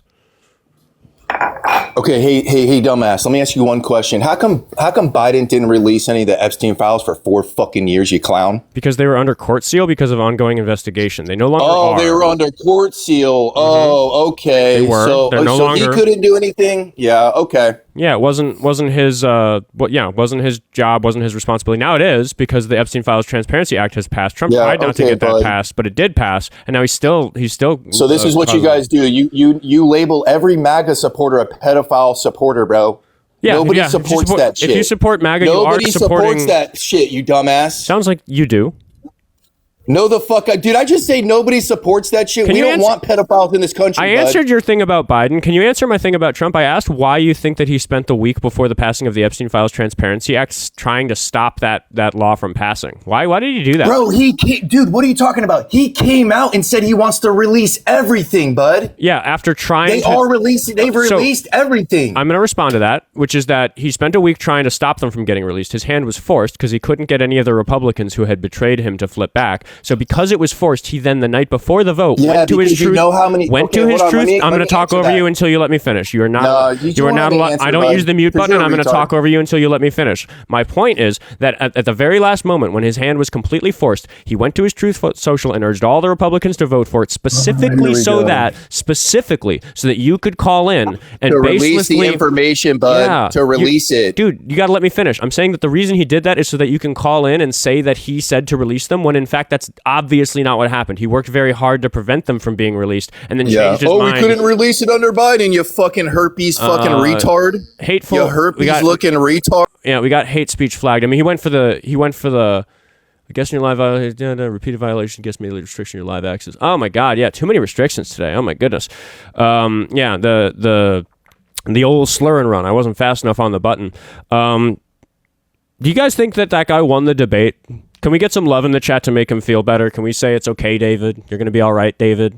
Can we say, David, we care about you? David, we don't want you to be so hateful. Can we say, David, we wish that you turned on your camera so we can all see how handsome you were? That would have really, the views I would have gotten, a character like that. If his good looks graced our presence, how lucky we would all have to be. I'm a little scared to bring up a guest just for my account. I don't want to get more flags today. Mandarific says, David, it's going to be okay. Take a breath. Tom says, David, typical MAGA. People are telling people to request up. I don't know. I'm a little worried about my account. I don't want to get a live ban for platforming these people, but it was pretty hateful. Okay, yeah. Everybody's telling me to restart the live. I am gonna restart the live because we've got 50 more minutes before noon. So if you're not following me, take a moment to follow me. The live is gonna end and it's gonna be back in 5 seconds. This isn't gonna affect the YouTube VOD. So if you're listening to this later, just hang tight. So I am just gonna end the live and then you can just wait for 10 seconds. Click on my profile. I'll be live again in 2 seconds. Don't go nowhere. Oh, look at all those follows rolling in. All right, and when we get back, you guys got to get double tapping on that screen right away to get people back in. Let's get another caller, and let's not get my account banned about it. I'll be right back. brief moment where I'm only talking to the people on YouTube because I'm not live right now. Not live until I click this button. Clicked it. Now I'm live. Okay, there's a little mid-roll song. Everybody wants me to sing on here, but it actually does really poorly on TikTok Live if I sing. So, not because I'm bad at singing. That's always an interesting thing. People are like, "Oh, your music's so bad, you don't want to live stream it." It's like music is it's like everybody hates almost all music, so it just doesn't work super well as a live streaming thing, especially when my audience expects debates. So I just pursue my music career in different ways. I'm actually not leveraging my debate hosting success for my music career, believe it or not. I do post the occasional like video, but I'm not up here like, oh, go listen to my songs, go buy tickets to a show I'm in, go support what, I don't care. I'm just working on these things independently. Mama Avery is already back telling everybody to tap. I do see the likes rolling in. It's 11:13. So we're gonna see how quickly we can get up to 10K likes and get a caller back in here, because I would absolutely love to have another good call for the day. I just think it's so valuable to let those people talk. Like, do they think they're going to hurt my feelings? I'm a debate live host on TikTok. It's hilarious. I actually trained for this by letting myself get roasted by comedians in the comedy bars I work in. Spin to Wheels back. Oh my God. Okay.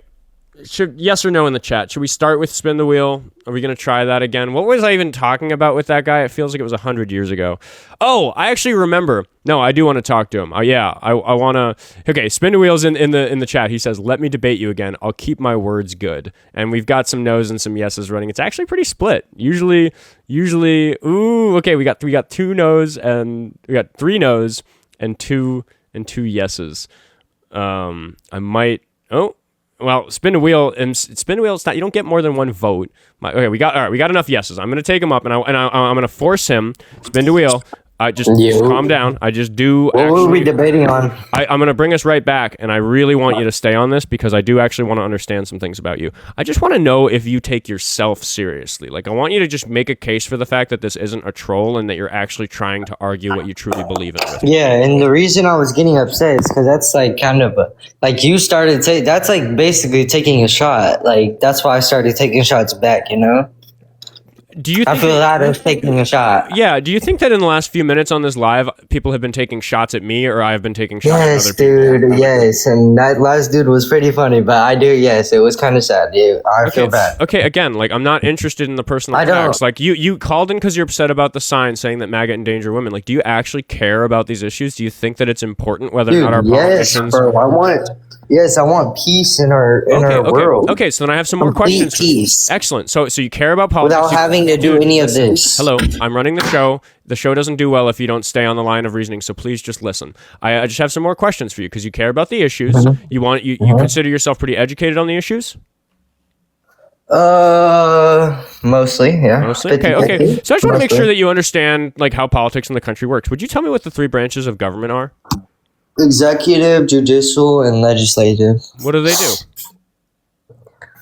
I mean, I can't really tell you what they do. I mean, they're just the branches of our government. They all mean different. So one of my big arguments, this has nothing to do with the sign. This is just like my general complaint right now, is that things that Trump and the Republicans that he supports in Congress and the people he's appointed to the Supreme Court, they have this issue where they break a lot of the rules about how the 3 branches work and how the government is supposed to be run with a separation of powers that protects democracy.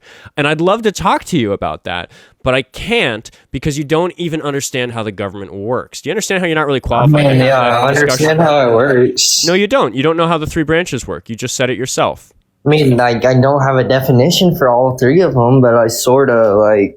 Do your best. I understand most of it. If you understand most of it, and I will say, you don't have to have a good dictionary definition. You don't have to be articulate. You don't have to copy what the Google says. If you understand roughly what they do, that's kind of good enough for me. So I'll give you another shot. You got the names right: legislative, executive, and judicial. What kind of things do those 3 branches do? What are their responsibilities? For like meaning like which one are you wanting me to touch on?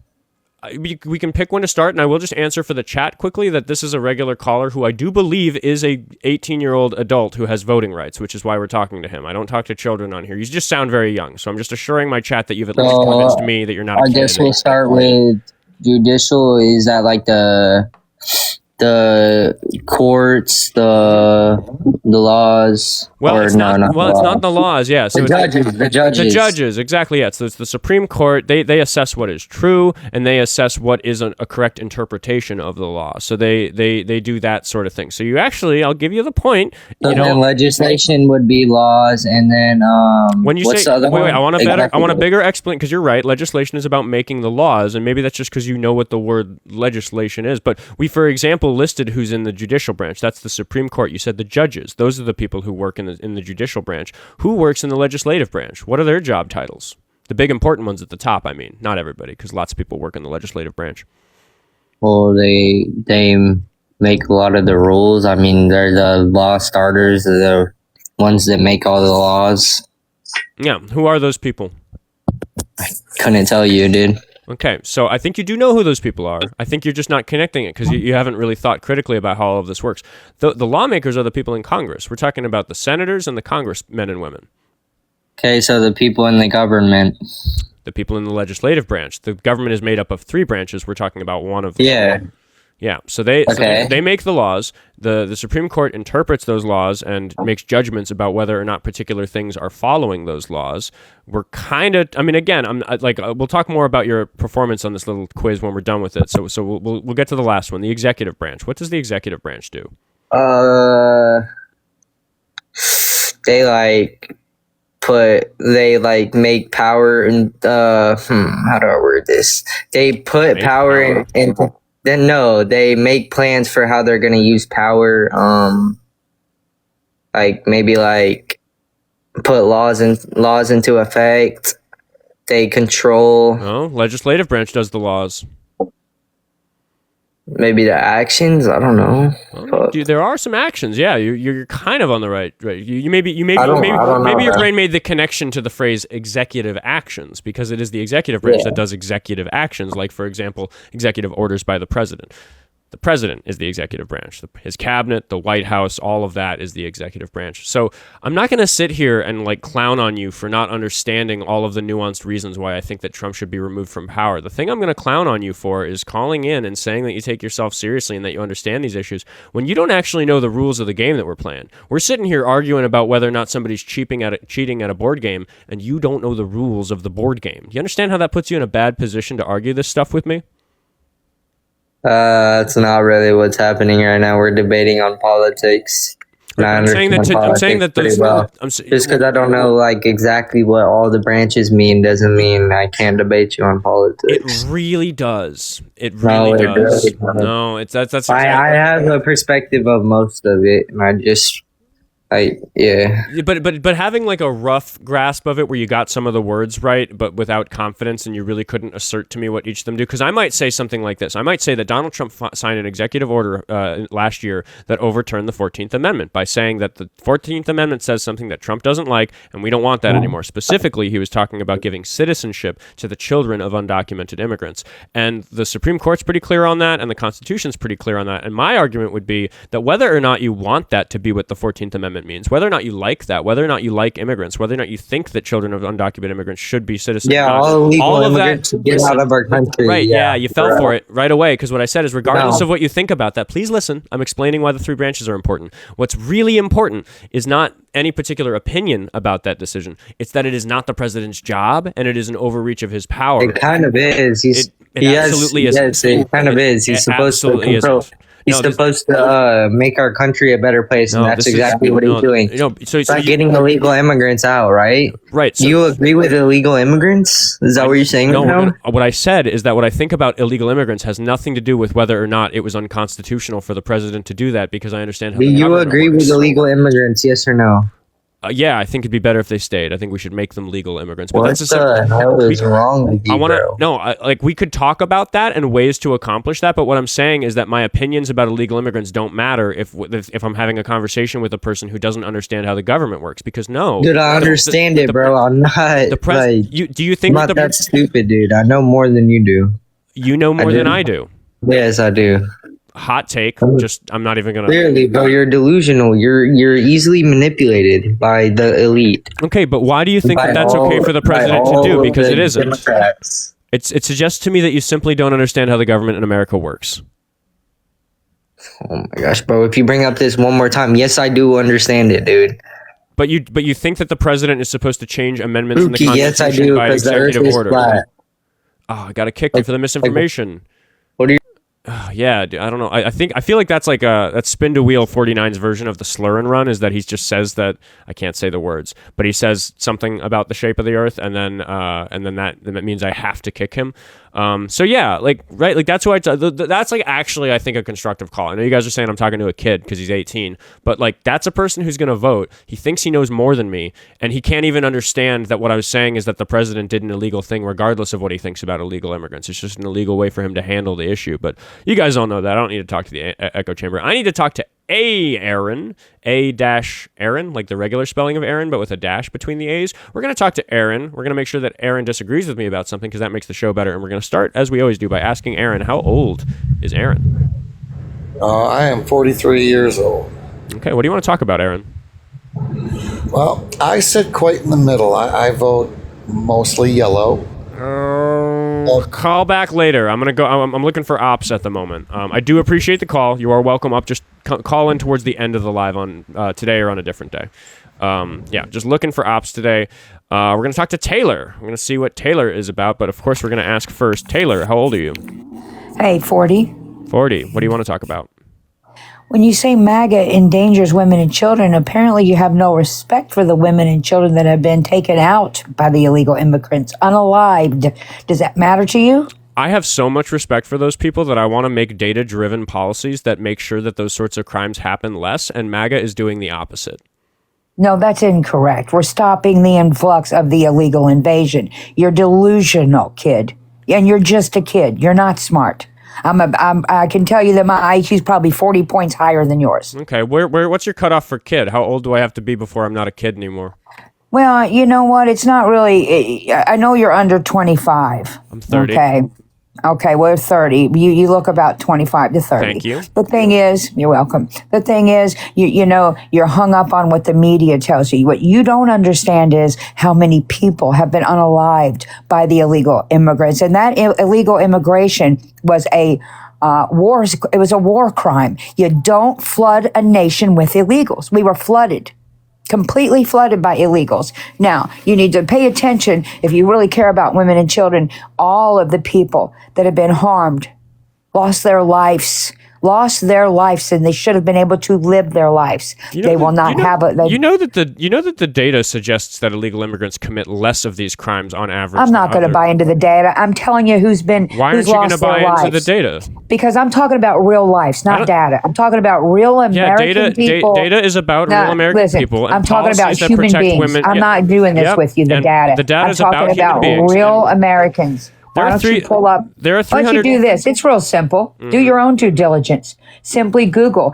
Show me illegal immigrants, Americans lost by illegal immigrants, and then do that in France, and do that in Germany, and do that in London, because women are losing their lives to these people. Okay, and so are children. more women lose their lives to people who are not illegal immigrants. Are you not concerned about those women? We're talking about the illegal immigrants that have taken the lives of other human beings. Please let me talk. You came up and accused me of not caring about women and children, so I'm going to turn it around on you, and I'm going to say that I'm going to accuse you of not turning anything around on me. Most women and children who have violent crimes perpetrated against them have those violent crimes perpetrated against them not by illegal immigrants, but by people who belong here. I'm not talking about those people. I'm talking about additional crimes. I'm talking about those people because I care about those women and children. You're deflecting is what you're doing. You're doing deflection. You're still wet behind the ears. You don't know what you're talking about. Okay? I'm saying that if you're concerned about crimes that happen to women and children, your focus is misguided on illegal immigrants. I am talking about. Let me reiterate.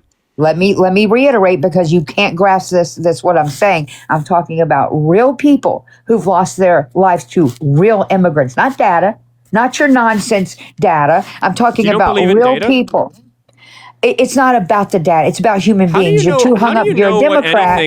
You're a Democrat. You're a Democrat, and your data means diddly squat to me. Yeah, nothing. That's a self-burn. You should because it's nonsense data. How many? Okay, let me ask you a question. I'm not buying your nonsensical hogwash. Yeah. I'm not. Is this a conversation or not? Can I ask you a question? Go ahead. Okay, how many illegal immigrants came into the country during Biden's administration? Oh gosh, I think it was 20 million or something like that. Oh, wow. What an interesting piece of data. I thought that you don't use too many. data. How about too many? Well, no, but that would be data. You don't use data, right? You know what? I'm talking about the cost of the impact of human lives, and you want to deflect. Well, no, wait, So, hold on. here's the thing. No, you said you don't use Here's data. the thing. I bet your parents are Democrats. The 20 Are your million, parents the 20 Democrats? The 20 million. Okay, illegal let's get immigrants. off the topic. We're not going to get off the Let's move topic. on. We're going to stay It's on the millions of topic because people. it makes you look bad. Millions of people. That's No, data. it doesn't make me look bad. It makes Listen, you look bad to you're say a that you don't do Democrat. data, and then you call in and tell me that 20 million illegal immigrants came in the country during Biden's administration. Okay, and let's get back but on that's a piece of- topic. The topic is the fact that you think that data The topic is not people are trustworthy, losing their and you're lives, and you don't give referencing a data. flying F about it. No, That's the topic is that you don't use give data a to flying drive your F decision. about women and children. You just against MAGA. That's what you're against. You don't care about women and children. You would care about the lives that were lost. Lots of people It's in the plain and queue, so I'm simple. going to poll the chat. Keep or kick on this guest. Okay. But until the poll comes in, you're welcome to try to convince me that you don't use data, even though you used data when you brought up how many illegal immigrants came in. You Democrats are finished. That's it. You're done. And I'm going to tell you something. The people that pulled all this Russia collusion crap, kick. So many kicks. Oh my God. they're about to go down. There's not a All single of you key. Oh my Democrats God. are done. Anything else, Taylor, before I kick you? No. Okay, then. Goodbye. Oh, poor gal. Yeah, I guess it's only data if the liberals say it. If she says it, it's facts. Okay, we're gonna talk to Gavenforreal. Gavenforreal is gonna be our next guest. We're gonna ask Gavenforreal how old he is. 25. 25, I believe you. What do you want to talk about? So I think honestly, like MAGA doesn't inherently endanger women and children. That's like saying like, well, some illegal immigrants do endanger women and children. I'm very but impressed. I would I'm say very, that very impressed because of how small I wrote it that you're able to see the word inherently between the words MAGA and endanger. Do you have like your safety specs on? You got like some like binocular glasses? How can you tell it? I wrote it so tiny. I wouldn't say they inherently do, though. I would not say that. Okay, neither would I. Moving on then. What are you saying? So, but it's a broad topic that you got behind you there. You know, It is, MAGA yes. endanger women and children. Mm-hmm. I mean, that's very vague, and kind of like just a crazy statement, if you will. Well, the specific thing that I've been talking about today is that by hiding the Epstein Files from the public, MAGA Republicans have done a great deal of harm to not only the women and children who are victimized by the crimes described in the Epstein Files, but to women and children everywhere who now have to live in a country where it is normalized to protect the perpetrators of those sorts of crimes. I think that's a real big problem, and I haven't gotten a good answer today about why the Republicans in Congress and in the White House are doing that. So I would say that there's other things that endanger women and children. Even I don't from want to the talk about other those things. side I want of to talk about. politics. I want to talk about MAGA endangering women and children, and we're going to keep on So that.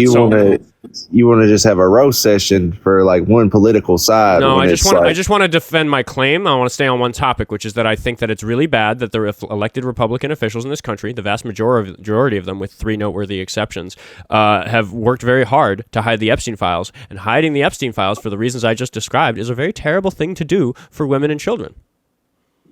I mean, in what way are you going to say that the Epstein files are being hidden when they're online published? They're not. About half of them are, and the ones that are available are redacted So in a way therefore, that's your illegal. claim isn't even really holding up because you're sitting here saying they're hiding them when half of them They're are hiding published the on the complete internet. Epstein files, the ones that they have selectively released to the I ones mean- that they want to release, which is not what the law says is okay for them to do. I mean, okay, like, so half of them are on the internet. So mostly people are just going to be desensitized anyway. I'm truthfully not MAGA. I just don't think you understand the bullshit and When I say that people are desensitized, I'm not saying that they're like desensitized in the way somebody gets desensitized to viewing gore and it like stops grossing them out. What I'm saying is that we have normalized very bad behavior because now we live in a world. yeah, but there's Democratic politicians that's involved in this too. It's not just like So MAGA. lock them all up, it's every one only- of them. If the MAGA Republicans in Congress and in the White House were to properly release the Epstein Files, we'd be able to lock all those nasty Democrats up that are implicated in the Epstein Files, but we can't because they're being protected by MAGA Republicans, which is what we're talking about. So why are the MAGA Republicans doing that? So you're going to put all the blame on MAGA Republicans. They currently control the entire government, so yes, I am. it's not even about Republican or Democrat, bro. Like, if you want to bring that up, I mean, like, I'm talking about specifically things that Trump and the Republicans in Congress did during the week leading up to the passing of the Epstein Files Transparency Act and the actions of the DOJ since the passing of the Epstein Files Transparency Act, which has not been followed to the letter of the law. I'm talking about very specific things that individuals I can name did recently, in recent months, on news in front of everybody. I'm talking about. But you're only wanting to blame the side of MAGA. You None don't of the want to hold Democrats in everybody Congress, not a accountable. single one. The things I just described, not a single elected Democrat is responsible for those things, and I'm talking very specifically about those actions, refusing to properly release the Epstein files and trying to prevent the law that forced them to be released. That wasn't the Democrats. The Republicans did that. That's what I'm talking about. Okay, name the Democratic people that didn't want to or wanted to release the Epstein files. Then, right off tap. All of them. Every single senator and congressman. Just literally Google currently seated Democratic senators or congresspeople. It's literally every single one of them. They voted. They passed a vote multiple times to try to get them released, and those people voted, demonstrating that they would do it. That's particularly true of the House because they kept on trying to get enough votes, so it's very on the public record which of them were in favor of it. It only went to the Senate once, and it passed right away because Trump had already flipped to make himself look better. Well, if the Epstein files were actually even as big of a deal, which, I mean, I'm not trying to even say that the acts in those files are not horrific. Don't you think that they would have released them earlier if there was something that was really noteworthy of, like, taking down MAGA or whatever? Do you not think that they would have released the files during the Biden administration? So it's not about taking down MAGA. It is just about catching the people who did. I mean, that's what the Democratic whole side is, though. Okay, so you can claim that, and I could say that if we saw the Epstein files, we'd know the answer, which is why I want to see the Epstein files, because I'm not sitting here saying that no Democrat ever did anything wrong, but I will answer your question about why they weren't released earlier, which is actually a defense that people give for Trump not releasing them now, which is that there were ongoing investigations, and they were under court seal in such a way that Biden didn't have the authority to do that. He respected his office and didn't do things that he didn't have the authority to do the way that Trump does, which is a whole other problem, which is why Trump is tangled up with the DOJ in the way that he is now. But it has been 20 or 30 years since a lot of these crimes were committed. The documents are no longer under court seal. So then the statute of limitations would hold up, right? Just like for Trump in the E.G. Carroll incident, the statute of limitations would hold up, correct? If somebody violently raped a woman in the past, do you think that it's not even useful to the public to know that they did that if the statute of limitations I mean, no, is up? you're arguing about 20 or 30 years ago. You're going to bring up the statute of limitations, how, well, some of those things just wouldn't even come to fruition anymore. Like, there could still be civil litigations about them, and the public could still choose to not elect people. But what's civil court going to do for those people? Listen. What's civil court going to do for people that were trafficked? Answer to my point. Let's move past the civil court, because we happen to know when people get found civilly liable of sex crimes from the past that Republicans don't care. That's what's happened with E.G. Carroll. But the public, even if no litigation of any kind comes from it, no charges, anything like that, if the public knew who these perpetrators were, they would be less likely to vote them into office, give them power in their companies, and they'd certainly be less likely to vote people into office that protected those people. And currently all of the sitting Republicans, except for Marjorie Taylor Greene, who's since retired, Lauren Boebert and Thomas Massie, who are both under threat from the Trump administration for betraying him, except for those three noteworthy examples. Every single one of those Republicans is guilty of hiding this stuff. So the public interest around it, which is the reason the law was pushed. Guilty of hiding what exactly, though? You're sitting here just talking 100 miles an hour, and you're not really saying anything. The Epstein files. They are guilty of hiding the. You're Epstein going in a files circle. Yeah, because you're leading me in a circle. We're talking about the same thing over. I'm not leading you into anything. I wasn't saying anything. I was letting you talk, and you're sitting here going 100 miles an hour talking about Marjorie Taylor Greene and other people. Yeah, it's complicated. There's a lot going on, and I'm demonstrating to you that I have a comprehensive understanding of this stuff, and I know exactly who I'm mad at, and it happens for this issue to not be Marjorie. Well, you're not mad enough, because apparently you only want to put the blame on one side, right? I'm mad enough to run a live show that I do for 2 hours a day talking about this to the public.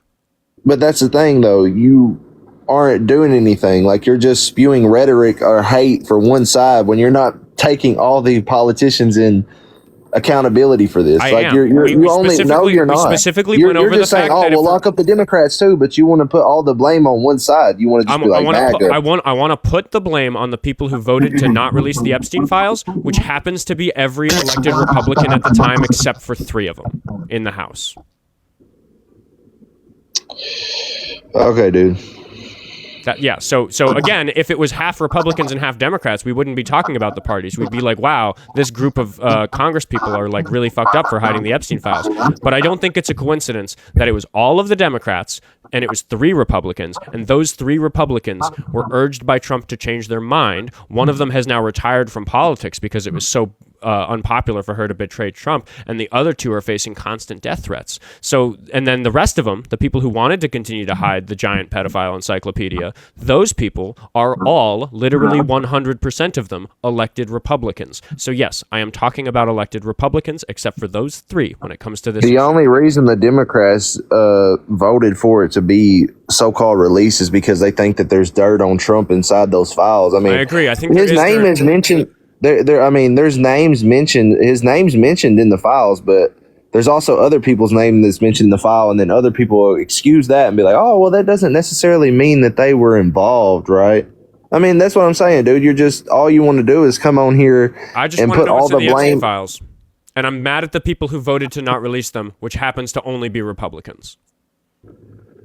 Well, I mean, like, that's what I'm saying. You're saying that one side is the only people that endanger these women and children when there's if we're gonna look known Democratic politicians in these files. Like, you are literally just spewing hate rhetoric to one side of politicians. The person who's stopping us from learning who those Democratic officials are Republicans. Because if we talk about the broader government, not just the House, because of course there's thousands and thousands of elected officials, mayors and city council members and governors, like all these different levels. I am talking about Congress, the highest level of government in the legislative branch. I'm talking about 100% of the Republicans in Congress. But if if there's a Democratic mayor somewhere, or a Democratic governor, or a Democratic whoever in some elected position who's in the Epstein files, as you just suggested, I would like to know who that is. I would like for that person to go to jail. But Trump wouldn't, which is because he's hiding the Epstein files. Would you not take Bill Clinton and Hillary Clinton? If there's evidence of wrongdoing by them, then they should go to jail. Absolutely. So 100%. They went to court, right? They went to court, right? They had a deposition. Just like Trump went to court for 40-count felony of wrongful bookmaking. Okay. You're pivoting to his other crimes, but what are you talking about? Bill Clinton went to court over the Epstein files. He was deposed for them. So basically, you're going to believe that, but you're going to believe that Trump's a felon for wrongful bookmaking. He wasn't tried. He wasn't like accused of anything. They just got information from him. He was subpoenaed for a deposition, which means they wanted his account of events. So you're not going to make that as big of a deal as Trump getting 40 counts of felony for wrongful bookmaking. Then that's what I'm saying. You're 34 completely counts, to be clear. But what I don't understand your question. Why are you bringing up the fact that Trump happens to also be a convicted fraudster, which is a separate problem? He's a convicted felon for wrongful bookmaking, which is mostly a misdemeanor in most states in America. But not if you use it in furtherance of other crimes, which he was. The judge come back after the statute of limitations over the hush money on Stormy I'm not going to Daniels. let you pivot to these 34 felonies. I want you to answer why it is. Like, if you want the Clintons to get in no, trouble, I'm saying you can't make as big of a deal over Bill Clinton being in fucking court for the Epstein files, and you're going to take it off as they was just getting information from him, and they have literal pictures where he's sitting there laughing in the courtroom with Epstein. Yeah, that's what's crazy to me. There's videos of Epstein and Trump laughing together. Like again, these are people who knew each other. That's public knowledge. I'm saying that if the Clintons did anything bad, I'd like for them to go to jail. But why is only all the blame going to Trump, though? That's what I'm saying. You're blinded by one side. You don't want to hold everybody accountable. I've explained this 8 times in a row, dude, because he's the one stopping the release of the files. If there was a Democratic president and he was stopping the release of the files, I would be mad about it. That just isn't what Joe Biden did. It just wasn't. Yeah, I don't think you're in good faith, bro. I think that you're only wanting to put all the blame on one side. I think that you really need to look at the whole picture. Let me just answer this question for me directly. I want to ask a very specific question because I don't think that you are arguing in good faith. I want to make sure that you are, because during the week prior to the passing of the Epstein Files Transparency Act, Donald Trump met with those 3 Republicans, Lauren Boebert, Marjorie Taylor Greene, and Thomas Massie, and he begged them not to release the files because their 3 votes were needed and they had betrayed him. Why did he do that? That's the question. Why? So what news source is this from? What bullshit are you spewing? Every single news source that was tracking it, dude. These were major headlines during the week leading up to the passing of the law in November. You can Google it yourself. This is not some harebrained conspiracy theory. You could just turn on the 6 o'clock news during that week and see it. This is not hidden. Why did he do that? It's known that he did that. I mean, I just think that you're conflating bullshit. That's what I really think. So I mean, obviously, dude, I'm so I feel like- I'm so not even willing to disrupt the show by looking it up because it is such public knowledge that I will just ask you this question: if he did that, if I'm right about what I'm saying, which anybody can go Google and check, it was very public what he did. If I'm right about that, do you think that action is at all explainable? Yeah, I do think it could be explainable. Why would he do that? Why did he try to hide them? You're mad at the Clintons for potentially being in them. I'm mad at him for hiding the evidence of that, if it's true. I don't see how that's hiding. He could just be making a meeting over other things. I mean, you don't know what's in those meetings, just like you want to say. Marjorie Taylor Greene you don't know that literally Bill retired. Clinton was liable in the Epstein Marjorie files, bro. Taylor Greene literally retired from politics because she had betrayed Trump and he went after her. Lauren Boebert had bills that she authored thrown out even though they had nothing to do with this. Marjorie Taylor Greene didn't fucking retire because of Trump. That's just another bullshit talking point. That's just bullshit. You're just saying it's all bullshit, but it's happening like live That on is TV bullshit. in front of us. Like, that is bullshit. What are you talking about, dude? Like, Marjorie Taylor, Thomas that's bullshit. Thomas Massey, when given access to the less redacted Epstein files that our lawmakers have access to, went back there, looked at them, came out onto the House floor, and said to the public that Trump is implicated in the Epstein Did she say files. in her retirement it was literally because of Trump, though? Let's just say that. Let's see that. I don't know any of her quotes on the matter, so I'm not going to speculate. But again, like I'm listing all the ways in which it's wildly suspicious that Trump would do that, and you're just saying he didn't baselessly. I'm saying you don't know what you think you know.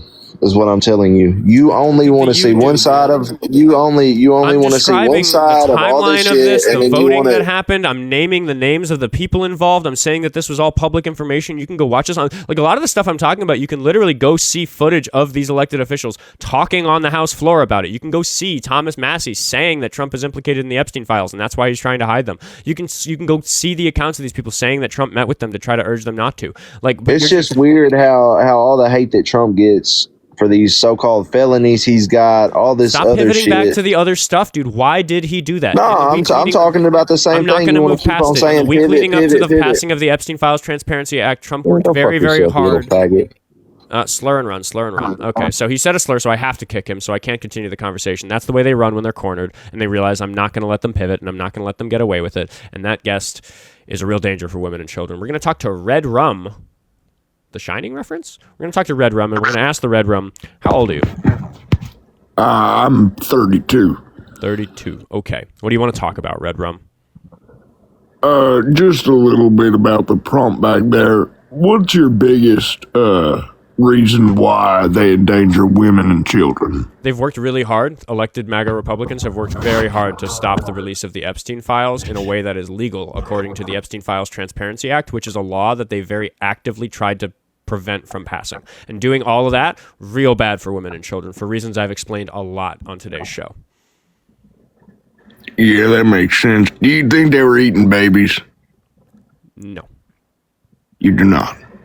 I mean, Do you maybe. think Like, there's a couple accusations of that, but no, I don't believe that as firmly as I believe a lot of the things I assert on this show. I think that that's a pretty wild accusation, and I need real good proof for wild accusations. Some of the wild accusations I'm making, I've got real good proof, though. I mean, inside the Epstein files, there's pictures. Yeah, and I would love for the public to see more of the Epstein files so we can make sure that anybody who did anything that horrible gets held accountable for it. But the MAGA Republicans in our government are working very hard to make sure that doesn't happen, and I'm arguing that is real bad for women and children in particular. Yes. Do you think what side are you on? I'm a liberal. Valid. If people of the Democratic Party, you want to get rid of them all. What? If they were in the Epstein, Epstein files, no matter what. Anybody who did anything bad, not even just to women and children, just in general, like any kind of sex crimes, any of this stuff, yeah, lock them all up. This isn't a partisan issue for me. I'm against people who commit crimes against women and children first. I care about politics after. It's a shame that our politics are so tangled up in it. Do you think voting will help that, or do you think like something else has In to the happen? midterms? Yeah. I think that if the midterms are free and fair, the Republicans are hosed and they're going to see accountability. I'd like for it to happen sooner than that, which is why I continue to urge. Didn't Texas turn blue? Texas is turning blue. They have a Senate candidate, James Tellerico, who's a hyper-progressive religious Democrat, which is probably good for Texas turning blue. But no, they haven't turned blue yet. Interesting. That's insane that Texas is turning blue. Yeah, That's the crazy, Republicans man. are fucking up so hard by doing so many things that are bad for women and children that a lot of people are like, oh my God, I have to do what Oskar just said and care about that more than my politics, and I need to vote blue because these Reds are fucking hiding the Epstein files, and that's terrible. That's more important an issue than like urban development or infrastructure or education policy or bathroom laws. Like all of that can wait until the government literally isn't like a grand conspiracy of people trying to protect pedophiles, which it in broad daylight is. So you said there was a law passed about the Epstein transparency. Yes, like, the Epstein Files Transparency Act. It was passed in November after Trump spent a week trying to prevent the 3 Republicans that had flipped to cause it to pass to flip back so it wouldn't pass. Now that it has been passed, Trump's DOJ is illegally not obeying the law. I didn't know that. That's insane. It's really bad. And I'm not going to clown on you for not knowing that because they are working pretty hard to not talk about it on the right and media. But the Epstein Files Transparency Act, which has been passed into law, is very specific about why you can do reactions or redactions in the Epstein files. There's certain things we have to hide. We can't, broadcast a bunch of CSAM pictures of kids doing. Yeah, like the actual victims. Yeah.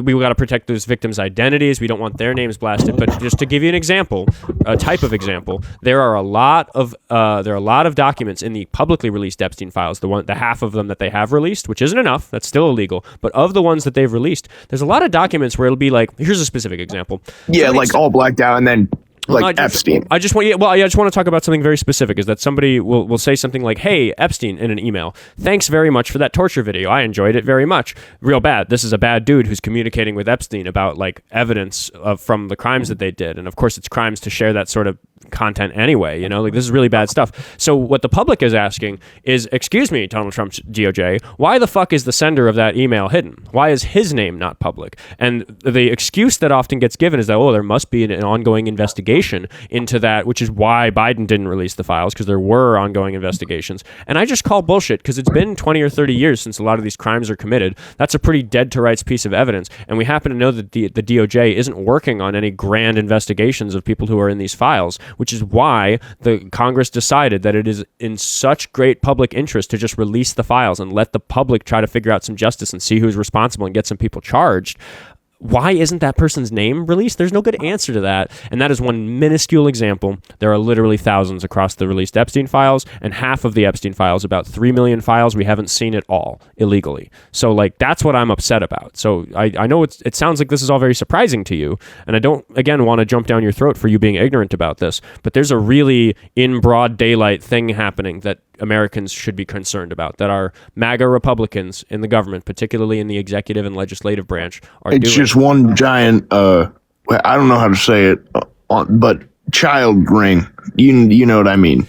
Yeah. I mean, I'm not going to accuse all of those Republicans of being in the Epstein files. I'm not going to accuse them all of doing bad things directly to women and children. But what I'm saying is that it is indirectly bad for women and children that they have worked to not release the Epstein files for whatever reason it is. And that no one tried to speak out upon the Epstein files as it was going on through 20 years of this happening. Loads of people have. What are you talking about? And they just shut them up completely. Yeah, there's a bunch of victim witness statements in the Epstein files that show that people who are like pestering the FBI, saying like, "Hey, no, I have evidence. This happened. Please investigate this."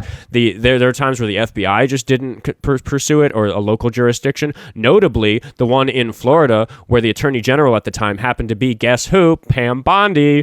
Amazing. Yeah, all the way back then she was protecting these people. There are times where the FBI had credible accusations against Trump from a person who was interviewed multiple times, and they pitched that particular accusation to prosecutors in Florida under Pam Bondi's DOJ in Florida at the time when she was Attorney General, and the prosecutors didn't pursue it. So there's broad daylight, caught red-handed, red all over the hands, just in front of everybody. They are hiding these things. It's insane. It's insane that with the half of the Epstein files that are released, there's still so much evidence of everything I just talked about, because it really makes you wonder what's in the other half of the Epstein files that we haven't seen. No one's getting charged. I haven't seen a single arrest. No one's getting charged, not one. That's a question I ask on here a lot. Is if Epstein, how do you think it's possible, given what's in the Epstein files, that Maxwell and Epstein are the only guilty parties, because they're the only people who've been charged? That's insanity. And I'll just add, I'll add as a further detail that in the currently publicly available Epstein files, if you search for Trump, you get 35,000 results. And somebody that's more mentioned than Jesus in the Bible, I believe. Yeah, I'm gonna get there though. It's nothing compared to what I'm about to say. Somebody in the chat remind me which congressman it was. Raskin, I think it was Raskin, did the search on Trump in the unredacted Epstein files behind closed doors in Congress and found him to be mentioned more than 1 million times. So, bro, what? I'm literally not joking. Correct me in the chat if I'm wrong. I'm pretty sure it was Raskin. Was it Ro Khanna? Who's Todd Blanche? Who is Todd Blanche? I was reading about him the other day. I don't remember though. Which one is he? Todd Blanche is the AG, Attorney General. 980,000 times. Yeah.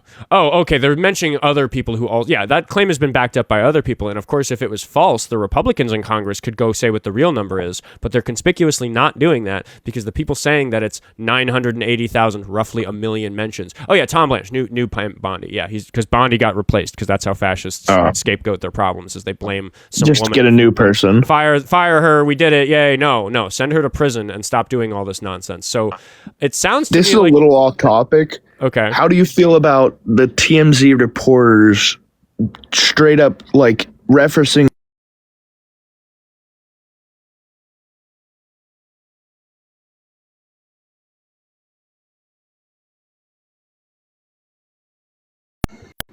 Are you there?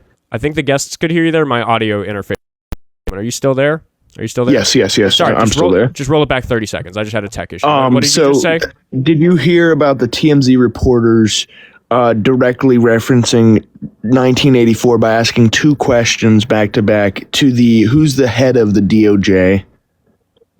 I'm not familiar with specifically what you're talking about. Oh, they basically said if you want to go from the DOW to the Department of Peace, which is the fascist government state in 1984. Yeah. And the DOJ said, yes, I believe that would be exactly what we are wanting to do.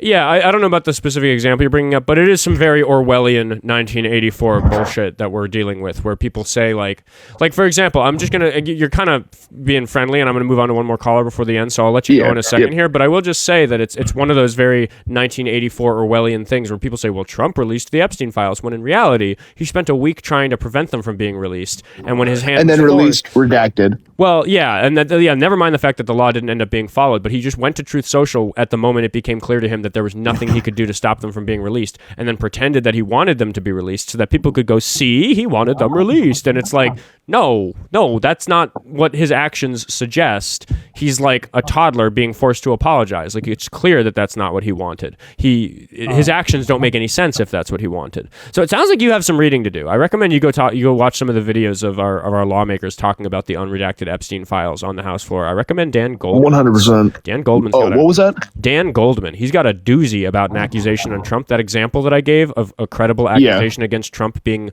pitched by the FBI to prosecutors in Florida and then not being investigated. Dan Goldman's got a video on that on his YouTube channel. I recommend you check it out. Oh, 100%. Yeah, it was a good conversation we had. Thank you. Appreciate it. Have a good rest of your day. Yeah, maybe I'll hear from you again. I got the reaction from that guy early in the call that's always so exciting to hear, which is that I explained what happened and he went, "They did what?" Like, he gave the classic baffled fucking what now reaction, which should be the reaction. We're going to talk to Monk, new username. Haven't seen Monk in here before. Monk, tell the chat and me and everybody, the world, everybody listening, how old are you, Monk? I'm 68. 68. What would you like to discuss? First off, I've been listening to your chat for a bit, and I gotta say, you are smart. I seriously mean that. Thank you. You know your facts, and to everyone that will debate you today or is waiting in the queue, I ask you all patiently, I'll ask you all this very patiently, please listen to Oskar, because Oskar continually demonstrates that he listens to what you are saying. Also, listen to all the dumbass arguments all of the people before you bring up, all right?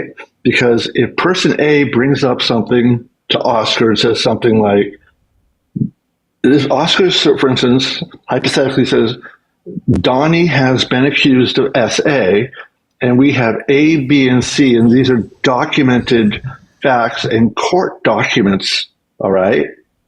You all know that's true. Don't waste his time.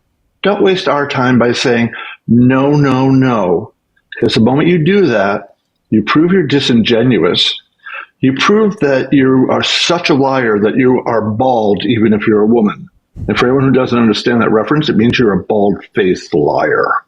Yeah, okay. I totally appreciate the kind words. I am going to let you go so I can get to a guest. And then I want to talk about the John thing was. Let you finish your point quick. Go ahead. Just hurry up. Thanks. Sorry.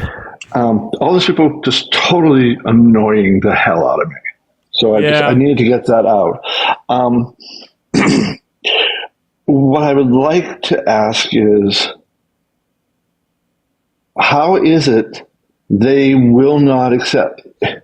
Is it just that most of these people who are dangerous are their brothers and sisters of themselves, therefore they're reacting so violently to your topic? Do you think that's the point? I'll answer the question. I'll let him go, but I'll answer quickly before I talk to average guy who's waiting, which is, I think that there's a lot of very interesting psychological reasons why people are not willing to see reason about this, and I designed my debate strategy to try to get around those things, which is why I pin people down and force them to answer the same question 20 times in a row sometimes if it's necessary.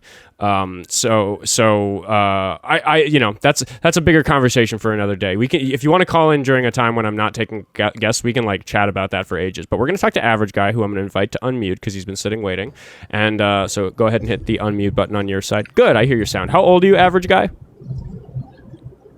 Good afternoon. I'm 26. What do you want to talk about? MAGA. I think that he was the better choice of the two options in the 2024 election. Well, actually, all of them, 2020, 2016. Main issues that drove me to voting for Trump was immigration, economy, social issues. I'm curious, what makes you think Kamala was the better option? Well, to just touch on the thing you said at the end there, I think that now we have seen that, to talk about the economy, for example, Trump has not done any good for the economy. Every major economic indicator is indicating otherwise, that he's making the economic circumstances for everyday Americans really bad through the things that he's doing. And I could say the same thing about what he's doing with immigration. I could say the same thing about the other policies. And I could point to the fact that Biden had a very good track record of addressing those sorts of problems. Not immigration. There was a pretty unique situation going on with COVID, and a lot of illegal immigration happened during his term. But he did have good policy that the House shot down. He did want to address these things. And when Kamala took his place, she inherited his policies, pretty much copy and pasted to her own campaign. She said, I'm gonna keep doing what Biden wanted to do, but is obviously now too old to do. So I could sit and argue for biggest problem. I could sit and argue for any one of those individual policies, but I think I just want to start with the economy to pick one, because it's one where I hope it's obvious to you that Trump has failed in rescuing the economy. I mean, it was actually doing pretty well before he took office.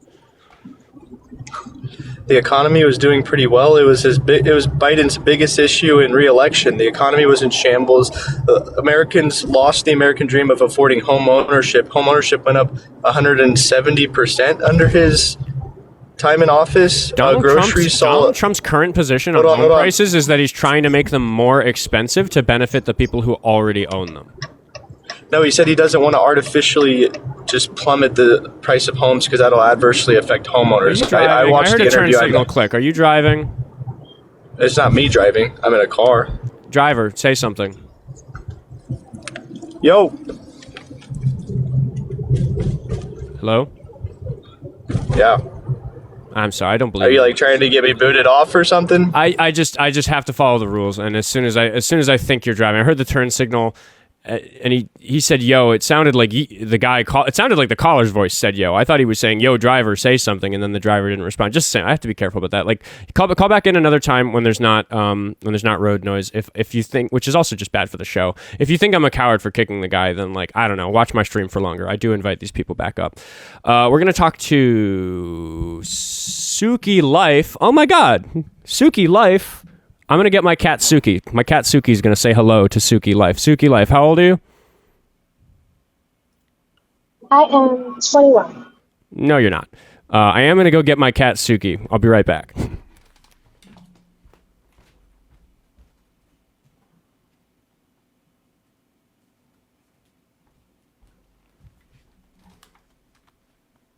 Noodle. Ah! No, that was the glimpse of Suki you get. She didn't want to hang out. That's Suki. It is 12 o'clock. 12 o'clock. So we're gonna have Mama Avery up. I don't know if Mama Avery intended to be in the chat. She's one of my mods. What's going on, Mama Avery? Hey, can you hear me? Thanks for all the moderation work you do. Can you hear me? Yes, I can hear you well. Okay. Trash Panda in the comments is on like his 6th account because he's been muted so much. He would like you to talk about why Biden couldn't release the files. Oh, how many times, Mama Avery, do you think that I have done exactly that in the 2 hours I've been live today? Just for starters. Just check, he's spamming like crazy. Yeah, so Will muted him, and he'll be back with another account. Mama Avery, how many times would you estimate I've answered that question today? Because I think you've been here since the beginning. Probably at least 4.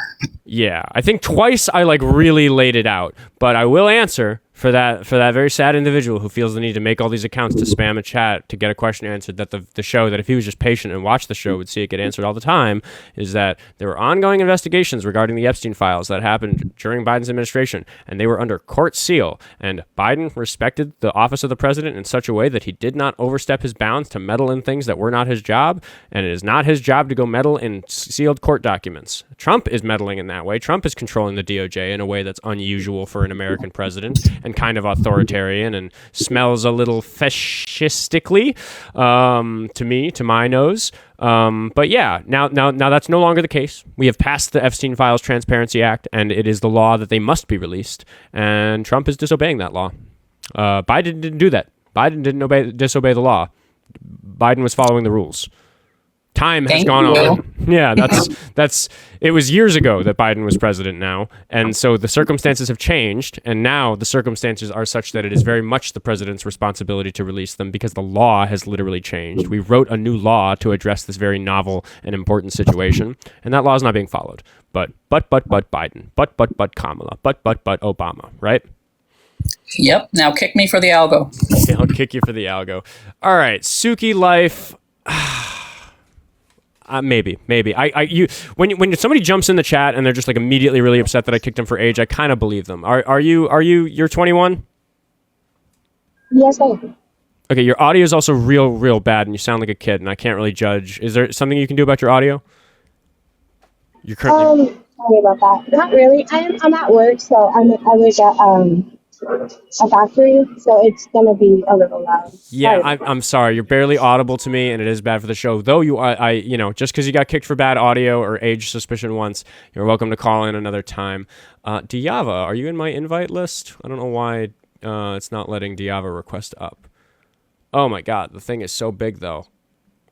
There's too many viewers. I can't find Diava in my invite box if she wants to chat for a minute. What's going on here? How strange. TikTok is sometimes broken in that way, but we've reached the Just Us Girls hour. We're past 12 o'clock, so I am gonna, at this point, mostly discontinue my effort to support the live being good, and I'm only gonna stay on for a few more minutes. Or maybe we're gonna have one more conversation because Kakazoo is here. So get double tapping on the screen because I just said that the show's over, but maybe it's not. We're gonna talk to Kakazoo, and we'll ask Kakazoo how old they are. How old are you? 27. Okay, what do you want to talk about? Yeah, so first off, your mods are pussy-ass bitch who can't defend their arguments. They just mute instead. Now, tell me, when were those files unsealed? I don't know the exact date. Oh, interesting. I can tell you it was in someone can't believe said September 24, which means that he still had... Of what year? What was that, 5 months? 24. Yeah, so he had several months. Hold on. He had several months. Yes, Mom Avery, I'm him and you're a bitch. Now, he had several months to release those files, and he chose not to, right? Yeah. So I don't mind my moderator for removing that guy. He was not. He was using some bad words. Yeah, dude, Kakazoo, like, the thing is you can come talk to us, but, like, if you just, like, immediately come out bullying and name-calling like that, it's just not, like, that was Hoden? Is Hoden, like, one of those characters, like Jill or something that I'm supposed to know? I don't think I recognize that guy.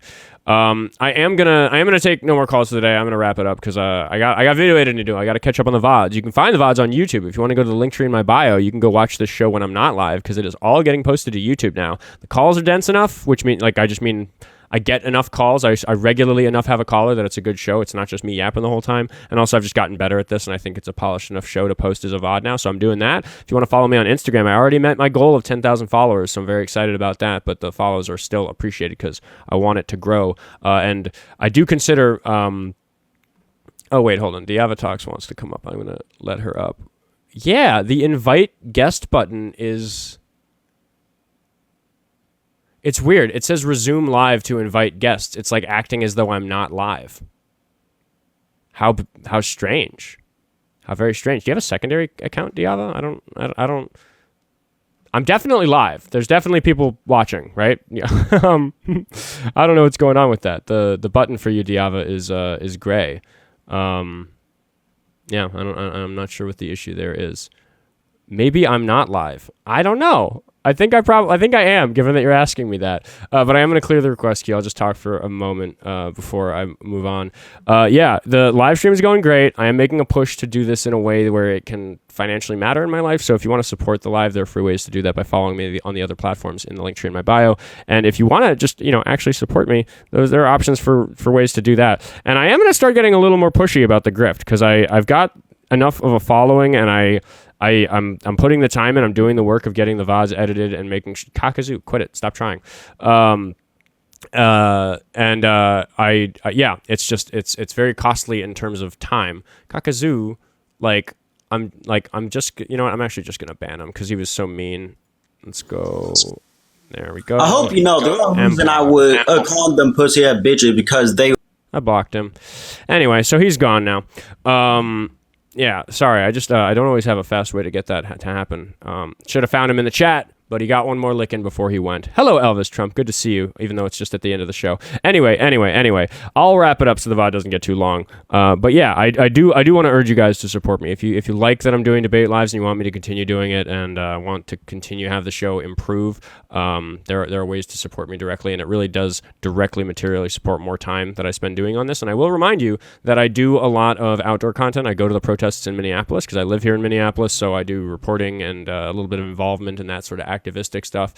So when there's bigger stuff going on, you'll catch live shows of me out in public, facing up with ICE agents or protesting and all that stuff.